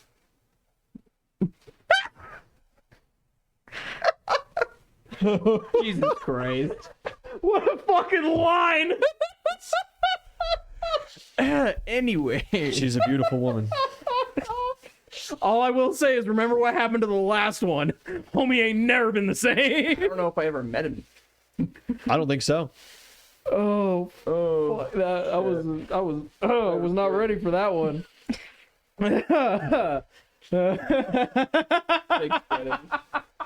Last question was, what personal stakes do you have in this war? I mean, realistically, none. I've got, the moral and ethical dilemma of allowing someone to create monstrosities out of children, which is a heavy burden to bear. Sometimes the circumstances of one's birth are quite unfortunate, but I don't know. Does that inherently make me evil? Because I too am created.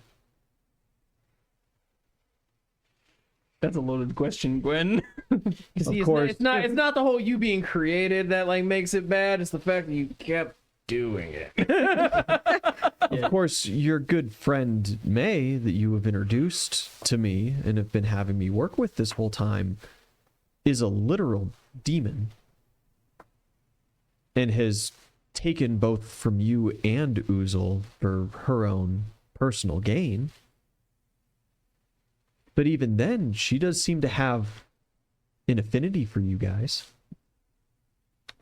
Yeah, I mean, sometimes I really just think that it would be a lot simpler if I just, left to the Underdark and farmed mushrooms for the rest of my life, or, something simple and easy.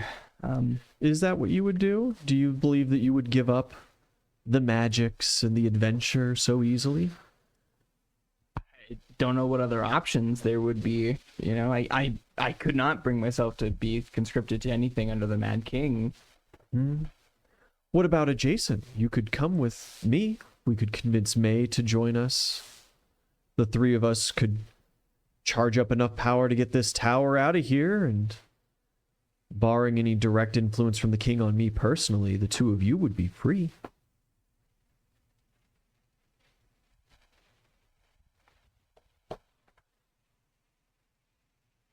Damn, that's a big ask. It's a big offer. My tower and all of the Jeeves would be more or less at your disposal to get you to where you desire. I know you do have family in town. I could harbinger them. I could take them to wherever you need. Get them out of this immediate war zone at least. I don't know if this is what you want from the sounds of it. I mean, a life of not being in warfare but maintaining adventuring, it sounds really nice. I'm really tired of having to pick sides like this and, settle what is an objective evil for, a cause that I'm not really a part of. The Uzel has people and land here. Rack has something. A desire for violence. Rack wants to kill anybody, really. I've heard rumors. When the elves fled this land, of course, some of them went to Scandinavia, which is a safe haven country still, far from all of this conflict. But that far, far across the ocean to the east as well, there is another continent, completely free from all of this. If we could charge up the amount of conjuration magic needed to get ourselves there, spells tend to have limited ranges. Perhaps I would be outside of the king's control as it is. At very least, there's not enough conjuration left in the world to probably get us back afterwards. This definitely sounds like it's almost too good to be true. You understand? What's in it for you? I get out as well. As I've stated to you before, this isn't my thing. I want to do my arcane researches. I want to find the secrets of this plane. I don't have any interest in the war. I don't have any interest in the king's politics. he created me and he calls upon me for certain things and I participate, but usually they just get in the way of what I actually want to do. I don't have anything personally against any of you guys. I never have. I find it quite fun to hang out amongst the common folk. Of course, provided that while I'm hanging amongst the common folk, I get to utilize the great wealth that I've accumulated in my magical tower to be part of the rich aristocracy and not part of the actual common folk. But a girl has to have her decadences, right? Sure. I'm sure May would be at least interested in coming along, breaking the bonds with the Underdark, but if I offered my tower's resources to her to continue her research as well, she would be vastly great use for me. I haven't been able to convince her just yet, but perhaps if you were to come along with your one-of-a-kind magical powers.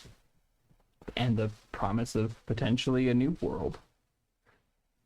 She does, like, if you have the coin, if you had taken the coin out at any point, if it's like on the table or whatever, there is certainly like the eyeing of it.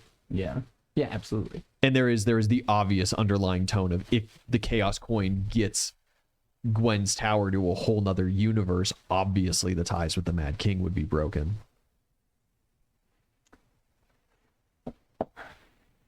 What would you need from me in the meantime before we move? Because obviously there's going to be some delay. If you say so. It's going to take me a little time still to get the tower mobile, but I'm perhaps a little closer than I originally have been stating between you and me. We could get out of here realistically as soon as you desire. I don't understand. I guess where I'm struggling to understand is why you would stay another day. True. And it would benefit the fight greatly. My last parting gift to the cause if you weren't here for it. Sure, yeah. If the king calls upon me, it would be mighty unfortunate for your forces.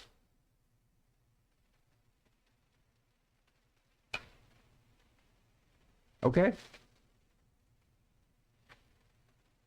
When do you want to leave? May is in the tower. I can talk to her and see if she's amiable. But realistically, even without her, you and I can go. Yeah, that's true. I mean, there's no point in not at least offering. We would need, without the standing stone, some other way to, Without utilizing the coin, I can utilize some magics from the standing stone. It's exhaustive. I would need a little bit of time to set up the ritual for it and to be able to start drawing the power from it to utilize for the spell, but I could get us out.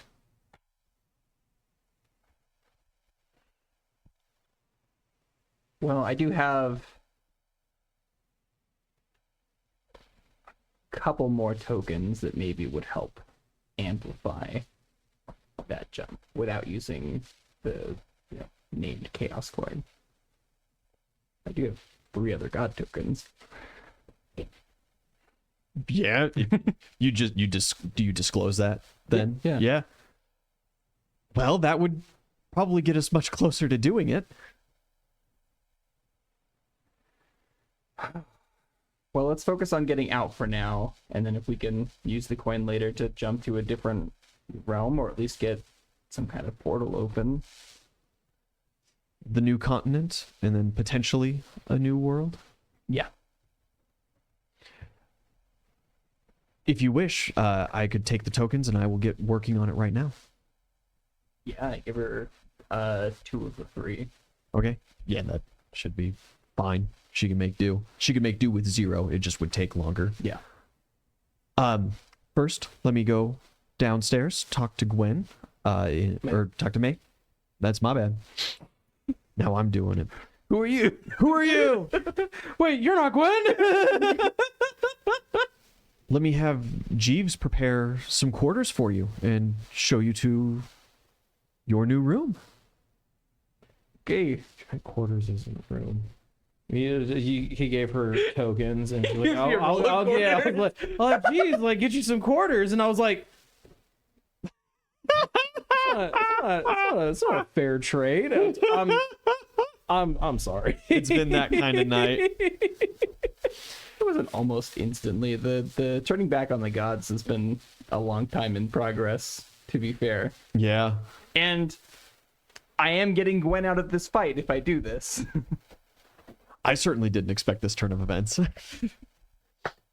I was thinking about messaging you about like where Belrune's going from last week kind of deal, but I just kind of figured that you were just doing your normal trance around then head back to the party deal. So we'll do it.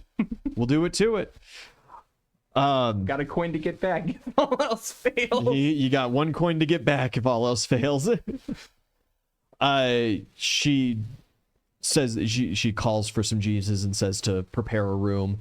Do you need to head back to the barracks and collect anything? Do you want to take her up on getting your family out? I mean, You did just have a conversation with them and kind of outline where all of them were going to be positioned. No, I don't. No, you leave them? Yeah, I'm not even gonna tell them. I don't keep anything in the barracks. Really? You've known them for like 2 weeks, Yeah. right? It's not the most unrealistic thing. Yeah. And it is unfortunate that they did not turn into the family you were desiring within the first 2 weeks. I would say within 2 but weeks. you know, Unreasonable. to did expect that. Belrune give him a fair shot? That's for later We had debate. some shit going on in 2 weeks. Okay, it was a long 2 weeks. Yeah, a little bit of time passes. Oozle, you call Gwen. Yes, she answers relatively quick. Oozle, darling, you called. What can I help you with? Would you be able to give me information on this Magister, Farouk? Ooh, I was wondering if you were going to call about this. I most certainly can. Unfortunately, I am very busy right now. What's in it for me? Let's cut right to the chase. I can get it done, but good news for you. I am expecting to be moving the tower very soon. Wonderful. That is good to know. What would you like in return? I don't know. Do you got like money, elves, magic items? I don't know.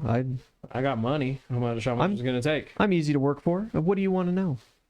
What's your questions? Question is, what's his whole shtick? All of you Magisters have I don't know, specialty about you and strengths, weaknesses, that sort of thing. I can very easily help you on strengths. Weaknesses, I think, are going to be pricey. How much we talking? Oh, what does a girl who already has everything possibly need?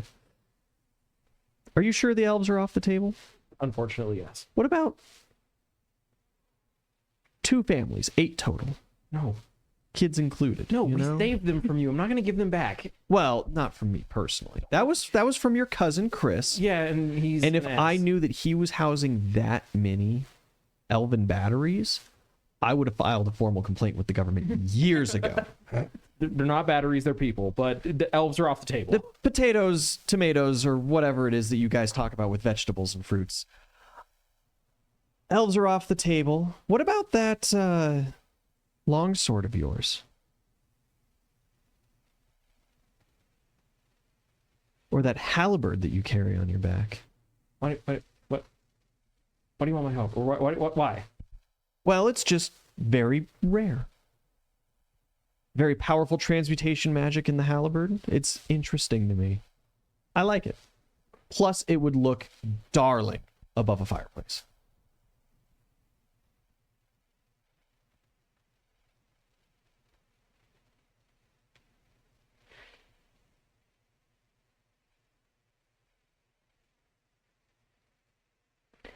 If I didn't, And we're just talking about gold here. How much would it run me? Oh, jeez. For weaknesses? 100,000? 100,000. You're breaking my balls here. That's not. From my understanding, that was May's job, not mine. Calm down. There's not broken. All right. Wait. May? How do you know about May? Oh, darling, you don't We know? have this discussion. Oh yeah, we did have this discussion. Yeah. Scratch that. Yeah. Anyways. Okay. Yeah, scratch that. That was the latest I'm gonna be a dick to Belrune moment. That is right. That is right. Because you were like, remember all that shit you just did for me? Fuck you. that is correct. I do recall. Okay. 100,000 or my sword. Okay. I'll make you a counter deal. You can have my sword after the fight. 'Cause I need it. You're having me move the tower as soon as I possibly can. And you just told me I was planning on having earlier today that you were not going to be able to move the tower until later when we had the whole discussion about Your close ally has made a great personal sacrifice and gifted me a wonderful item that was going to assist me in getting this tower out of here. I believe it will be enough to expedite it to tonight. If not, possibly early morning.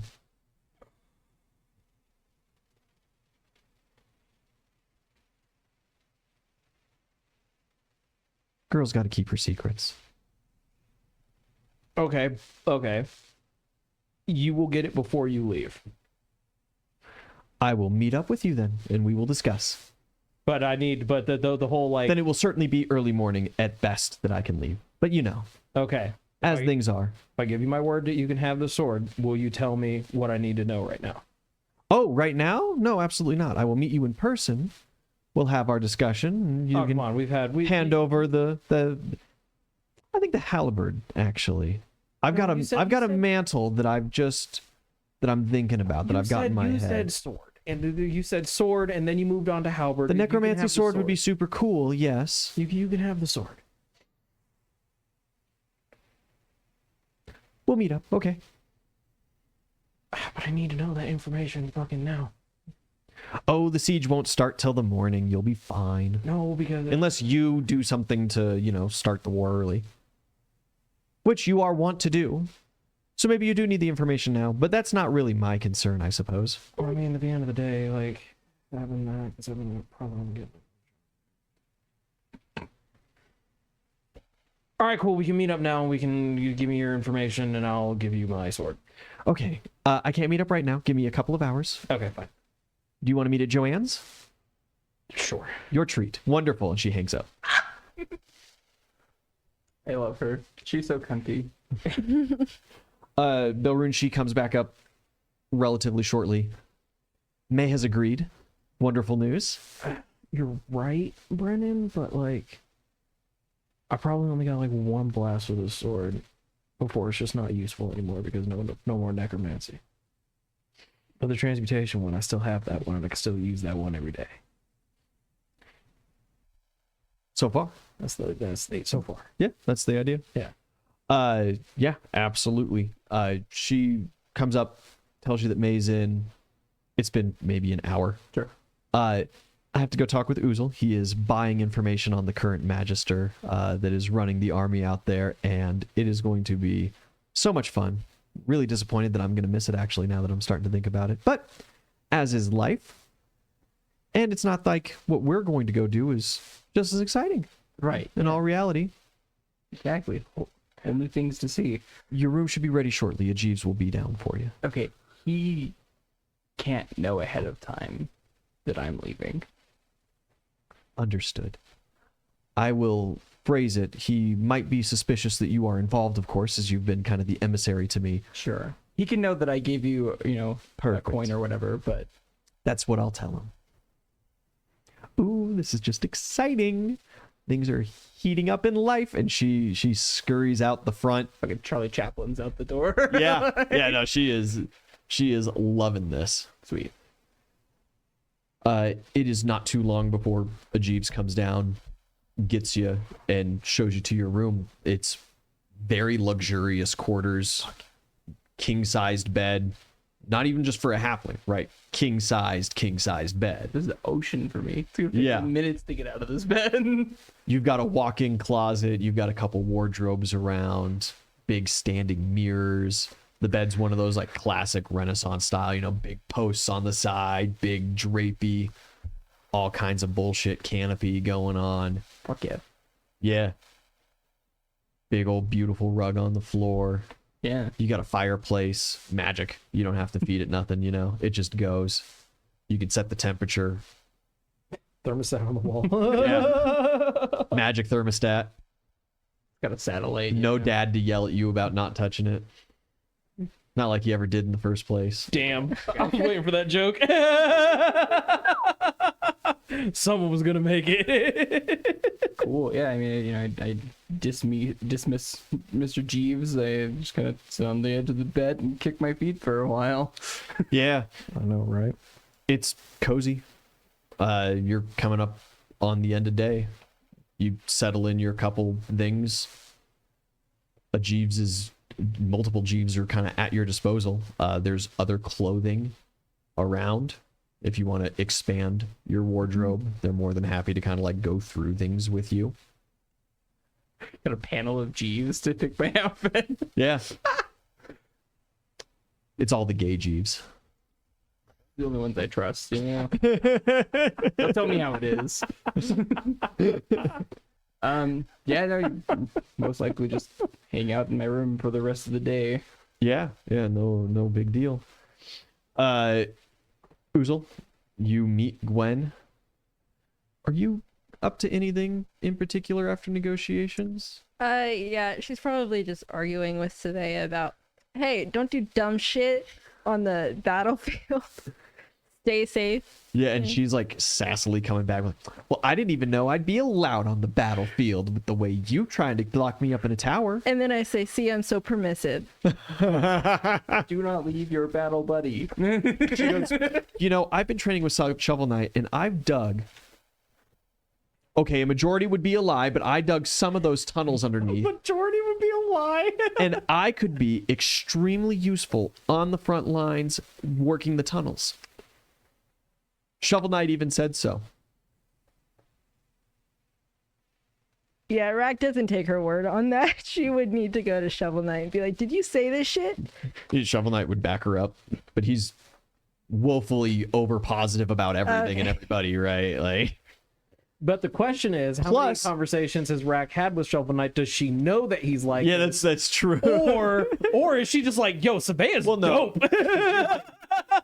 You've been overseeing a lot of her training and watching, so you know Shovel Knight's style at this point, where nobody can do any wrong by him. You know, just the most golden boy kind Go, of. you want me to trust this? And Yeah, he perks up, makes the pose, but he's got the helmet on, so it's not like, you know, you can see any facial features. Hello. She goes, plus on top of that, I've already got the guard forces to agree that my new boyfriend Alex can join me in anything as a guard. that's so interesting. Where is this Alex? We're about to have one less troop. If anything, we'll just have one more volunteer for the front lines, just so we can get away from Rack. I'm gonna be approached by some random guard I've never seen before, and he's like, "Listen, boss, Okay. I'm ready." And Put me anyway, in the front. how do you even plan on keeping me away? I'm gonna tell her, fine, you can be on the front line, but Alex is your body shield if anything goes fucking wrong. Isn't that what bodyguards do? He was already gonna be there. When he owed you a set amount of heads. He doesn't have to kill 2, he has to kill like 20. Takes down a monstrosity. That still Yeah. only counts She's as like- one. She's just backsassed you like, he could do that and 10 more and no problem. Oh yeah? Yeah. Bet? You want to shake on it? Thank God. This one, She spits on her hand and sticks it out. Yeah. I want a kill count at the end of this fight.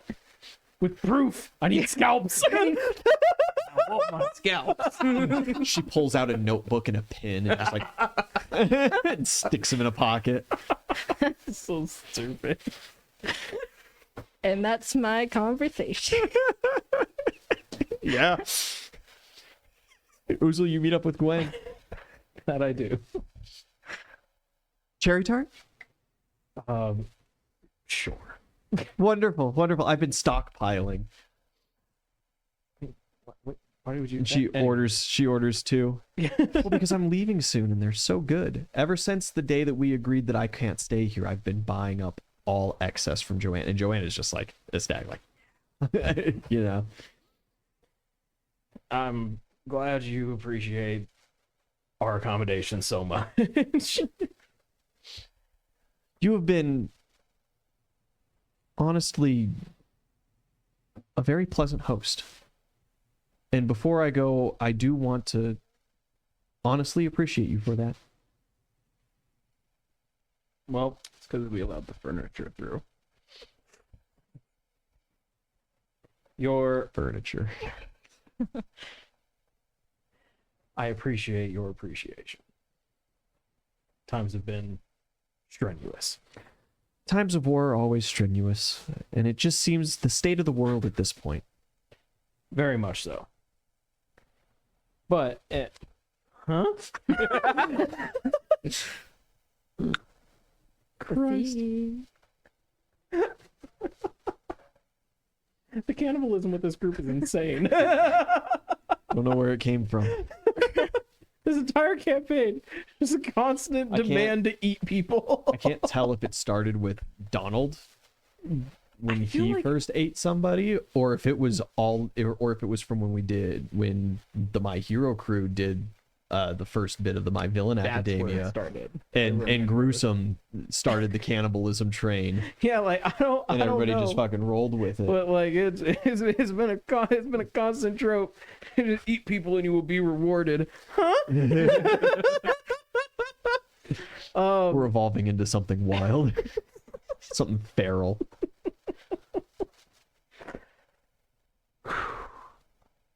Yes, the state of the world is quite uncertain at this point. Have you ever considered just packing up and leaving it? Unfortunately, that is not in my nature. It feels like every day it might be part of mine. But anyway, you want to know about Uruk. I do. Wonderful. Big brutish guy. He is an intelligent monstrosity, like myself, of course. Meaning that he's going to do more than just pick up his big club and run at you kind of deal, like a couple of the others that I know you've interacted with. He carries a magical item on him. It is fascinating to me. Unfortunately, it was bestowed to him. It was believed that I wouldn't make quite as active use of it. It's a Pandora's box of sorts. He carries it around on his back at all times, and when activated, about every 5-10 seconds, it lets out a burst of magical energy, completely random. Nobody knows what it's going to do. It is the epitome of wild magics. It was found somewhere deep in the Iron Mountains, something like that, taken from the dwarves. Don't really know much of the details on it, but he loves that thing. It is a pride and joy kind of deal. Other than that, he is a meat powerhouse. He was the Mad King's earliest stab at orcs, actually. Funny enough. It was, I believe, shortly after the Great Plains orcs, that war was really officiated and really started in earnest, and he kind of wanted his own ferocity levels and stuff like that to utilize. He's bigger, of course, because why wouldn't he be? Very deadly in melee combat.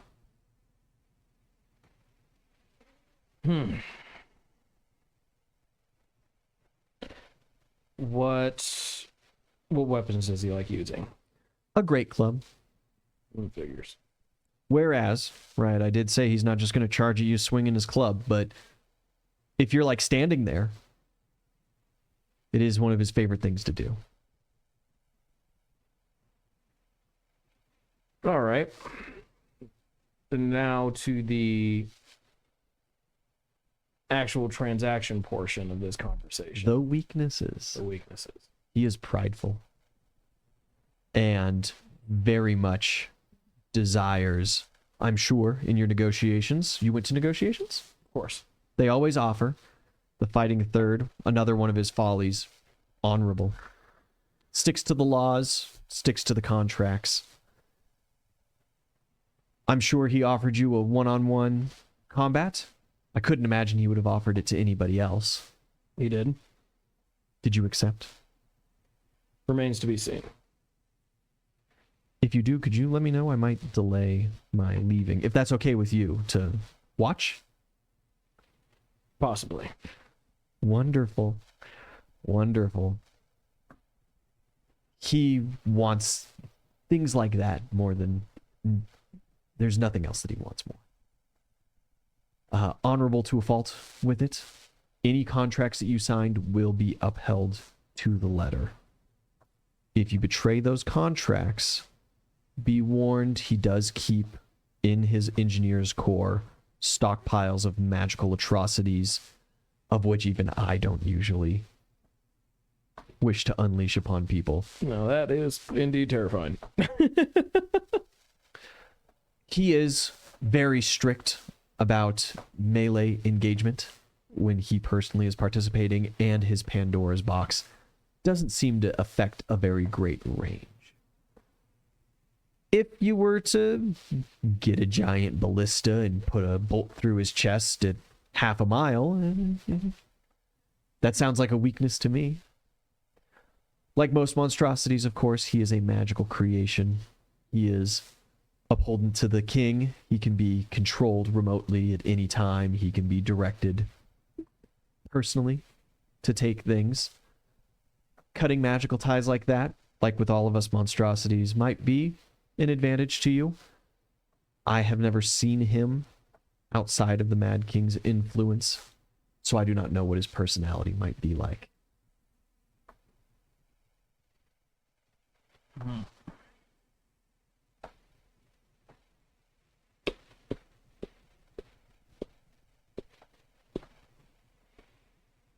All right. There's not really much more information than I already had, but a deal's a deal. All right. I wouldn't recommend getting into melee combat with him. I would recommend magical means. His magical defenses are tight. However, direct force magic, generally speaking, doesn't have a lot of active protections for it. Just mechanic D&D question. With my super magical fucking flail, does that count towards that direct magic? Stuff? No, your flail with its base enchantments does not deal force damage. It's bludgeoning damage, all those enhancements. Okay. So a force magic would be magic missile is kind of the classic example of force magic. But there are higher level examples of that.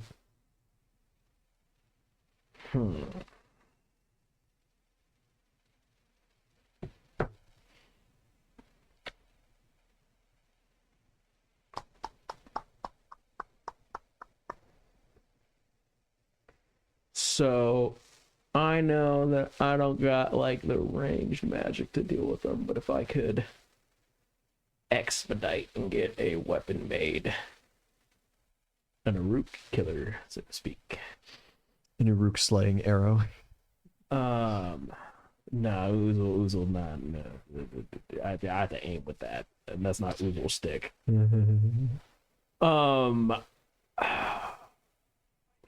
might be able to make that work. What a time to not have a Wukong staff, you know? Strap a pole onto it, screw it. Stab at 60 feet. All right. Cool.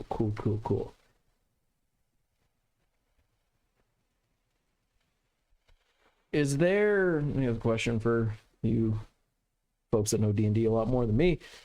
Is there any sort of like spell or enchantment that can just, I don't know, change damage types?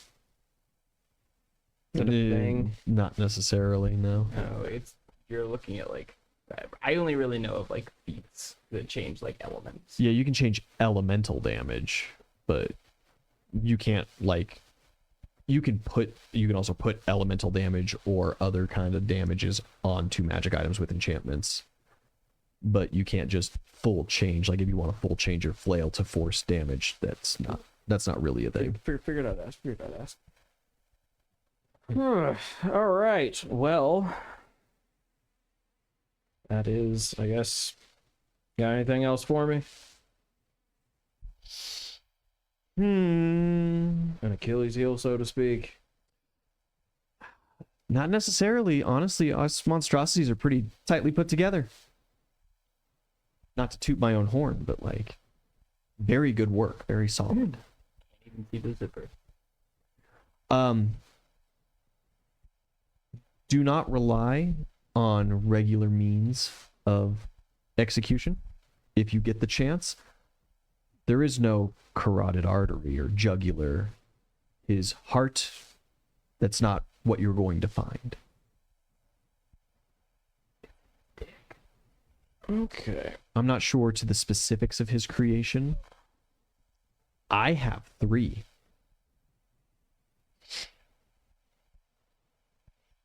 Just between you and me.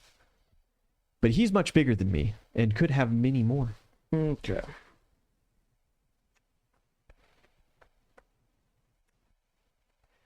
All right. Well, this has been helpful, I guess. I'll pass on my sword, I guess. Deal's a fucking deal. Hurts. Love this thing. I don't want you to leave this feeling disappointed.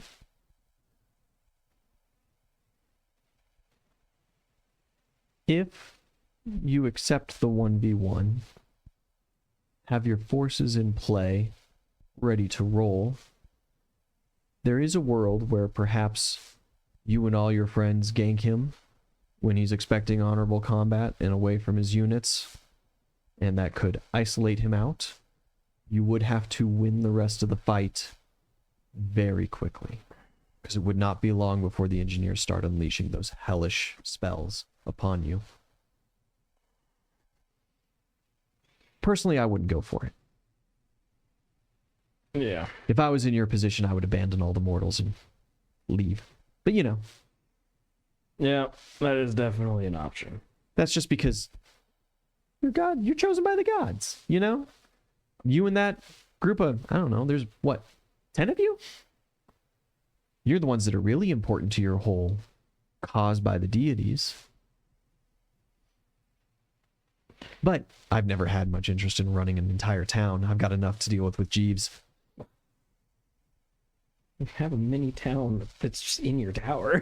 She probably has a population that almost rivals yours. Exactly. Like you're running a town. Okay. I will thank her for her time. And I need to meet up with Raymond, and then I need to put in a call to May afterwards.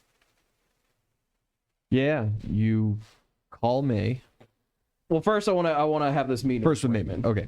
Yeah, you meet with Raymond. He is overseeing troops, getting people put in places, getting stockpiles ready. So I will ask Uzel, it is good to see you, lad. you as well, my friend. Have you made decisions from that negotiation? Are you going to parley with them again? Possibly. That's what I wanted to speak with you about. I wanted to get your opinion on the matter. because it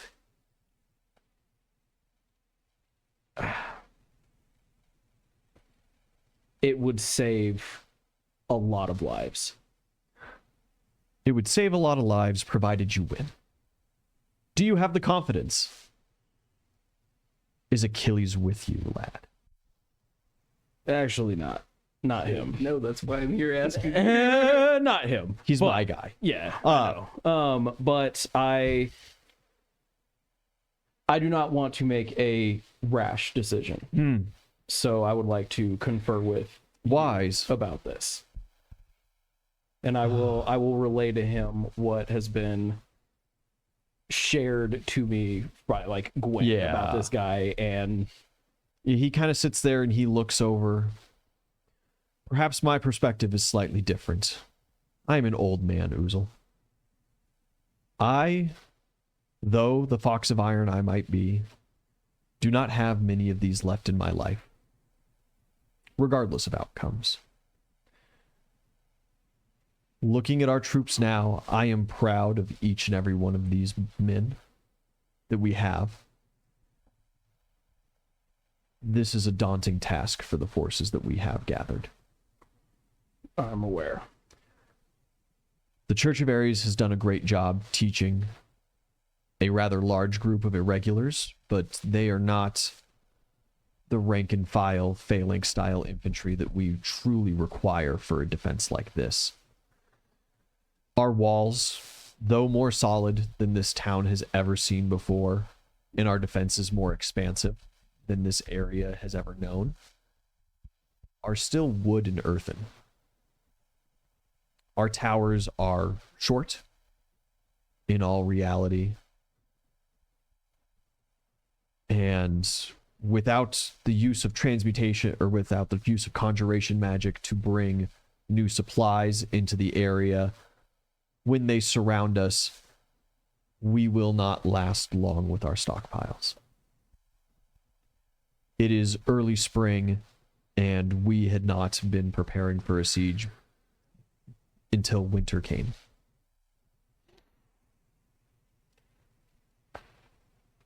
However, the confidence and the eagerness that I saw in those bureaucrats' faces when they offered that 1v1 gives me great pause. If you are to lose this, it is an unconditional surrender. However, what Individuals I'm seeing, may fight, but with you lost and that advantage gone, we are all at the mercy of the king. If we fight it out per the signed contract, at very least the civilians are safe. That has always been my primary goal. You were kind enough not only to bring me in and to give me such a prestigious position in your new government, but to rescue my people and to assist me in moving my people down here so they can find a new home. It is with them that my loyalty truly lies. The minute that you signed the contract for civilian safety, my mind was made up that I would defend this city to my last breath, and they would sit in their homes and hope for a more positive outcome.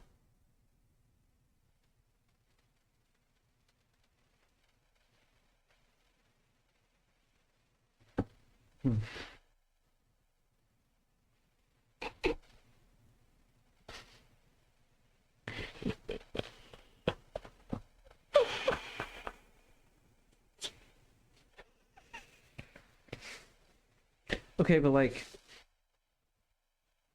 what's the stipulation here? Because What kind of war crime? yeah, because Do I need to execute a prisoner, or do I need to because the way that this works is like I beat him and then like the other side surrenders, like we win, like I can't like what so like are you talking about like this is like a debt that I owe that like at a future point in time in this war I commit a war crime, or like what are we looking like here? Okay. While I wait for that PJ Boy response. All right. Because all right, Raymond. So this is what I'm hearing.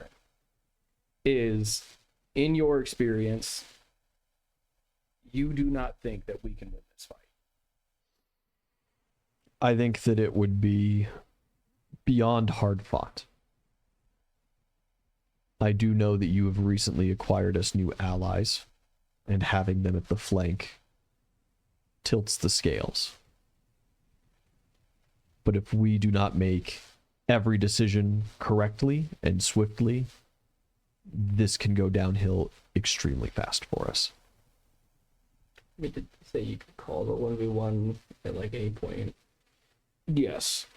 It might be worth just fucking having the battle, and then If it starts to if go it goes south, tits up, you know, yes. That's your Hail Mary. If it goes two tits up, though, there's no guarantee that word would even reach him in time for them to like Exactly. stop. Right? You might just get rolled.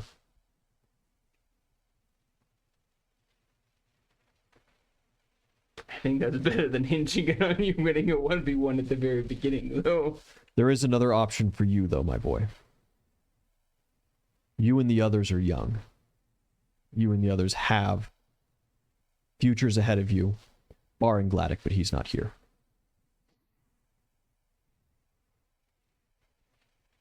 Me and the regulars could cover your escape, and you could leave to fight another day.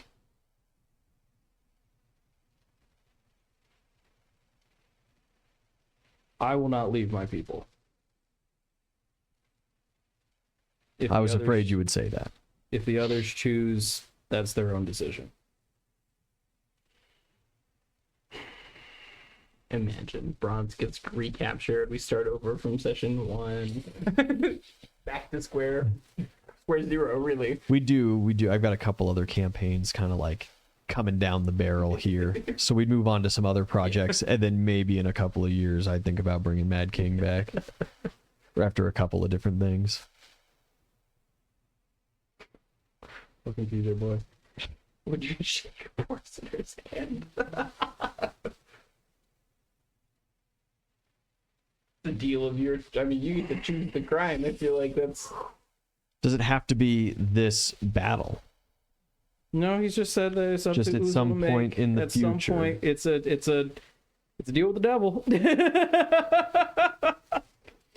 Know that if you shake this poor sinner's hand, right, it's going to be held over you. I'm aware.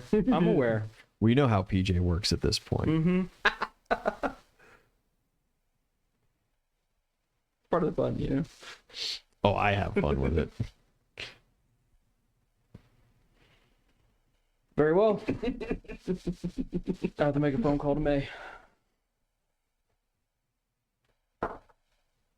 May does not answer. Damn, that sucks a whole lot. I don't have any god tokens or anything. I think Rack's got a couple. Hey, Rack. Mr. Moneybags over here. Hey, Rack. Yes. You have to make the deal with two devils. You're walking up to the barracks and you're just hearing like two women screaming at each other. Savea storms out and Rat comes out. Oh, hey. I will knock on the open door. And Rack, do you happen to have any god tokens on you? I have plenty of god tokens. on What me. flavor? What flavor? I would. Can I She shows her coin collection. like in a little case? Like she hasn't been, you know, she like has them like a collector's case. I would like to ask you if you'd be willing to lend me 3 of them. I will pay you back. It has arrived, Oozle. The deal has been made. PJ Boy, thank you. That is full hero points. 3 hero points for you. Muchas gracias, senor. Use them wisely. Is it enough to get you through? I mean, hopefully with Vulcan helping me out, he can give me a root killer. Because that's kind of where this is going to lie at. Yes, can I respectfully ask I for... do not believe that this fight is going to be today. We got 30 minutes left for our like guaranteed for our maximum stream time here. And I was thinking after we kind of wrap this up, I was going to call a session. So it will be next session. Hopefully next week.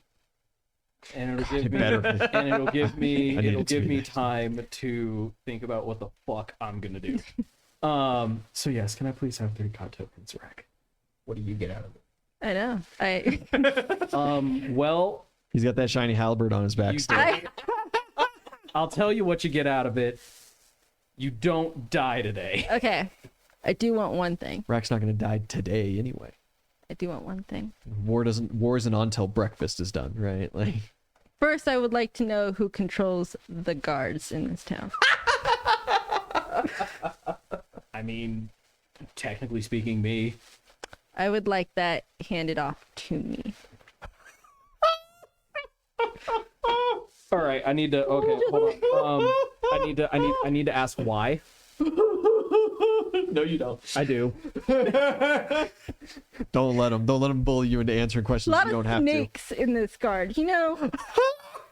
I just don't trust them. They need to be whipped into shape. I think you've been a little easy on them, you know? Hey, You're holding all the cards here. You don't have to tell He's him up there, shit. killer. Is this about your cousin? I don't know what you're talking about. Because I have seen there was one fella that has really been hanging out with her. Could you point him out? A couple of things. All right. to. How good is Oozle at differentiating different humans? No, it's fine. No, I know Savea because she's a zombie. Well, you know Savea. Savea's a dwarf. No. First off. That's Secondly, such a rude word to use. No, listen, this. I'm just saying, I know Savea and I know her bodyguard that you assigned to her because they've been walking around together. Look, Same guy. I'll figure out who Alex is when I have control of the full guard, you know? roll a I wisdom won't check, do I guess, anything really quick crazy here. with it. Because you're working on some assumptions that I think are Marquise assumptions, not Oozle assumptions. Well, that's grade A 7. Oh, okay. Nah. Yeah, 3 same on the guy. die, 3 on the die. Yeah, it's been that guy. Yeah. All humans look the same. Well, I mean, that's at the end of the day, it doesn't particularly matter because either we win and fucking I can deal with that problem later, this future me's problem, or we die and that's just not a problem anymore. Fuck it, sure.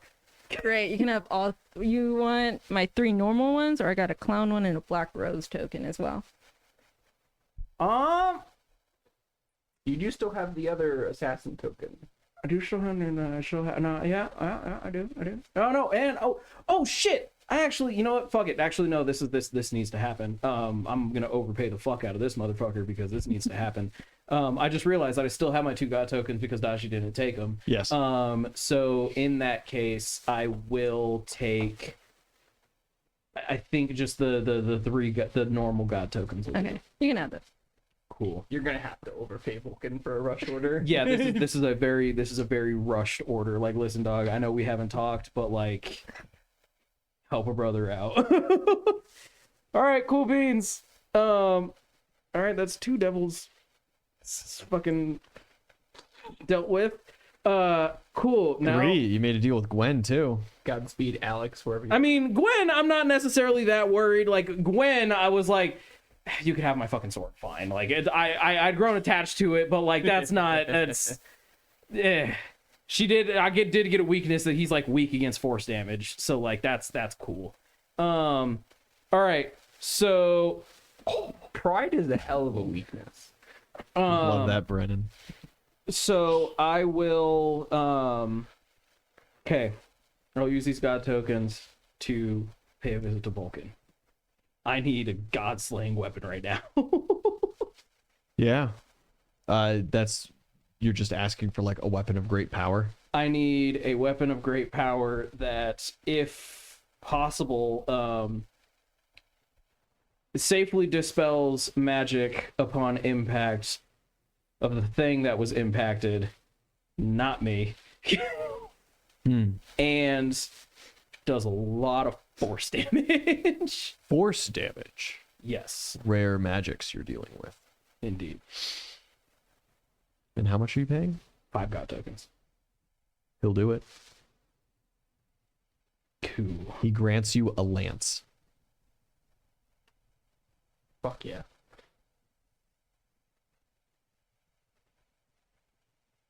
Oh, sick. So that meant shield. I always have my shield. What? Pretty sure you can total defense with the lance and shield, can't you? But, Oh, yeah. but, I'm just I also have a horse that I worked really fucking hard on, and I've never gotten Never to fucking use it. fuck yeah. Fucking herd. Thank you, Vulcan. For so many reasons.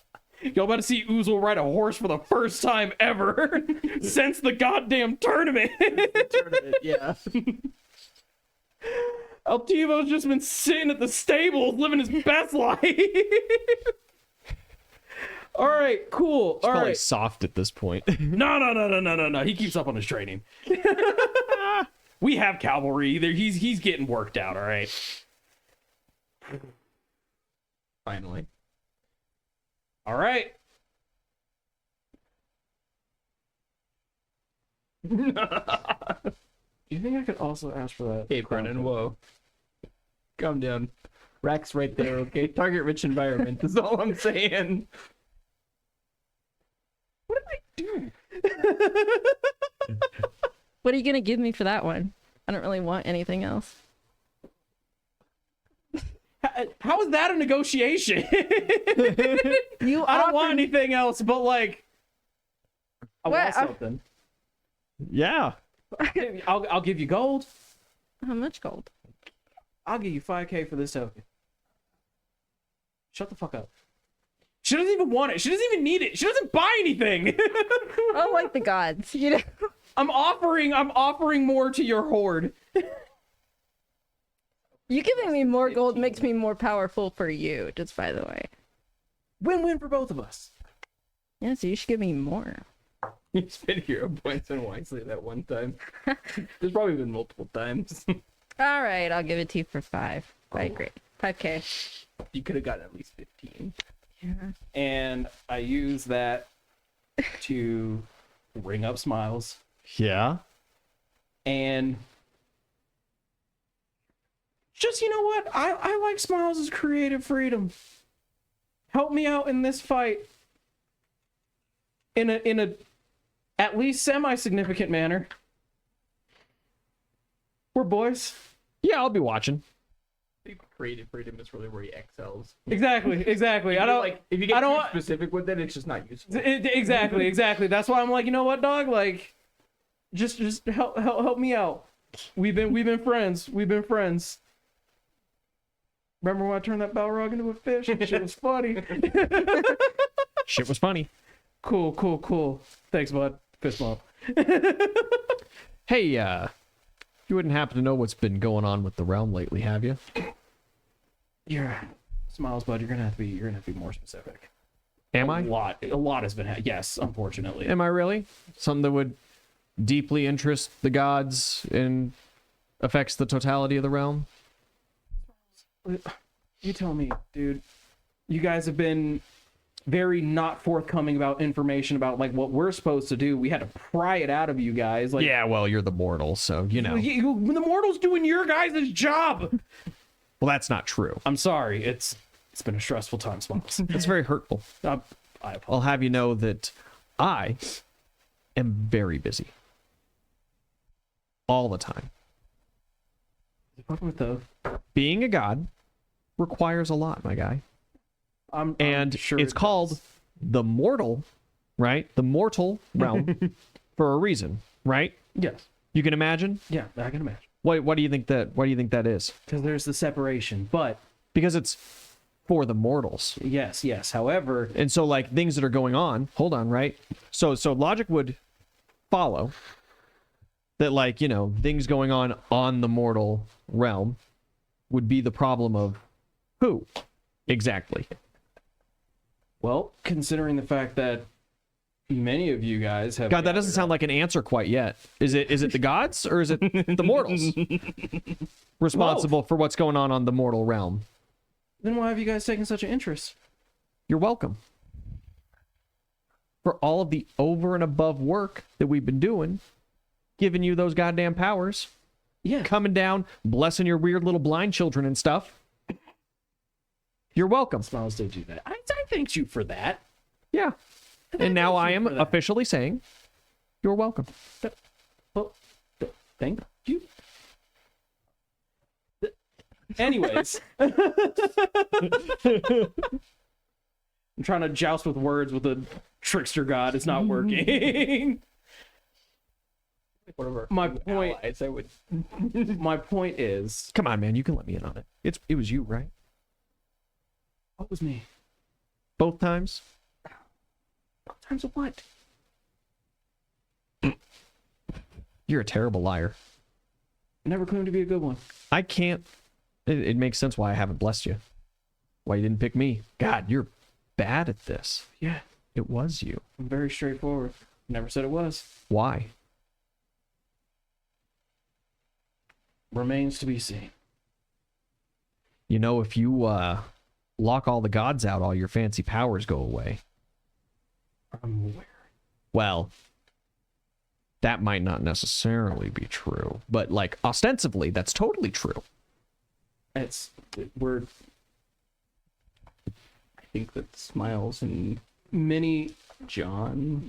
decisions They're from are this place. many decisions are in the works, and I am trying to fully flesh out all of the angles. You think you're going to go through with it?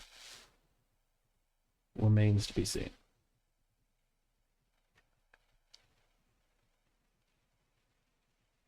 Well, we'll see then. See ya. And he just, yeah, you fade out. Truly the only god I'd be willing to share this information with. The only god I trust is the god of arcane trickery.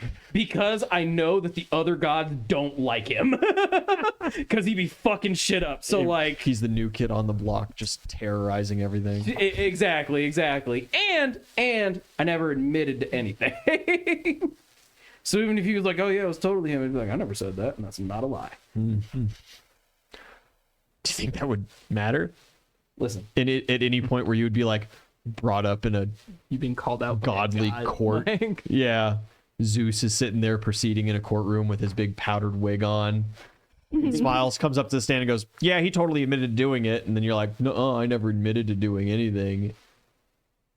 and then at that point, like, Zeus would just smite you. well, I mean, at that point, it really boils down to the fact that, like, They can just any of them could say that, like, they talked to any mortal and that they did that, and Yeah. then fucking, yeah, But like, what's the risk to Zeus for smiting another mortal, right? He'd be sitting exactly. there like, at Smiles the is end a of the day- douche, but like, what's this gonna hurt? Which at the end of the day, fucking, who gives a shit? If he was gonna smite me, he would have done it already. I've been I've been the only one in the party where I'm like, hey guys, maybe we'd be cool with the gods. Between Itzeli and, like, correction, East, because his wife was one of them. Yeah, so, like, East was very, very we're like polite. the only two that were like, hey, you know, maybe don't poke the bear that is gods. And it just whatever. Here we are. typical paladin behavior. Do you by like nighttime go for a quick last minute parlay before the night, or I are you will- going to do it in the morning? No, I will. Because it sounds to me like you're accepting the 1v1. I am accepting the 1v1. I am accepting the 1v1. Great. Based off of everything I have gathered and the very short preparation I was able to do, I truly believe this is I believe that this is the only course for, like, success of winning this fight. And that is where I am making that decision. And then at the end of the day, if I die, There's the war between us. So like the rest of the people, that's on them.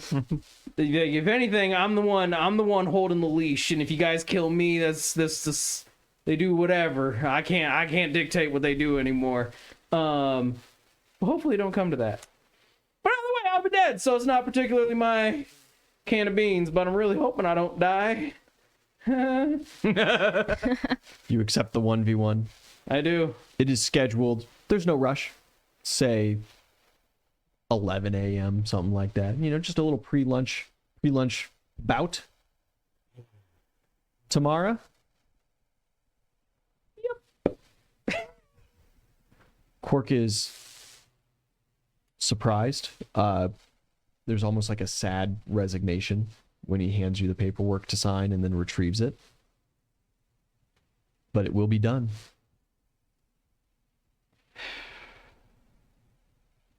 I'll look at Quark, and I'll see look in his face, and I'll just be like, have some faith in me, buddy. He stands, furrows his brow for a minute, and goes, I'm not your buddy, pal. I'm not your buddy, guy. But he reaches out his hand to shake it. Yeah. Yeah. You shake hands and go your separate ways. Sure do. Nighttime comes. Belrune, what's your passive perception? I think it's a 21. 21? Yeah. Okay. Yes. The night comes. You go to sleep in your new luxurious setup. The night shift was uneventful, huh? Slowly descending from the mini silk curtains of the top of your bed, a horrid hail of chitin, of steel, resembling a scorpion's descends. And Gwen ends your life. Rough. Fair enough. You did have the stone on your person. Yep. Okay. Guys, this has been Mad King. Thank you all for joining. We will see you next week for another version of a 1v1. Good night, everybody. Bless you all. Bye.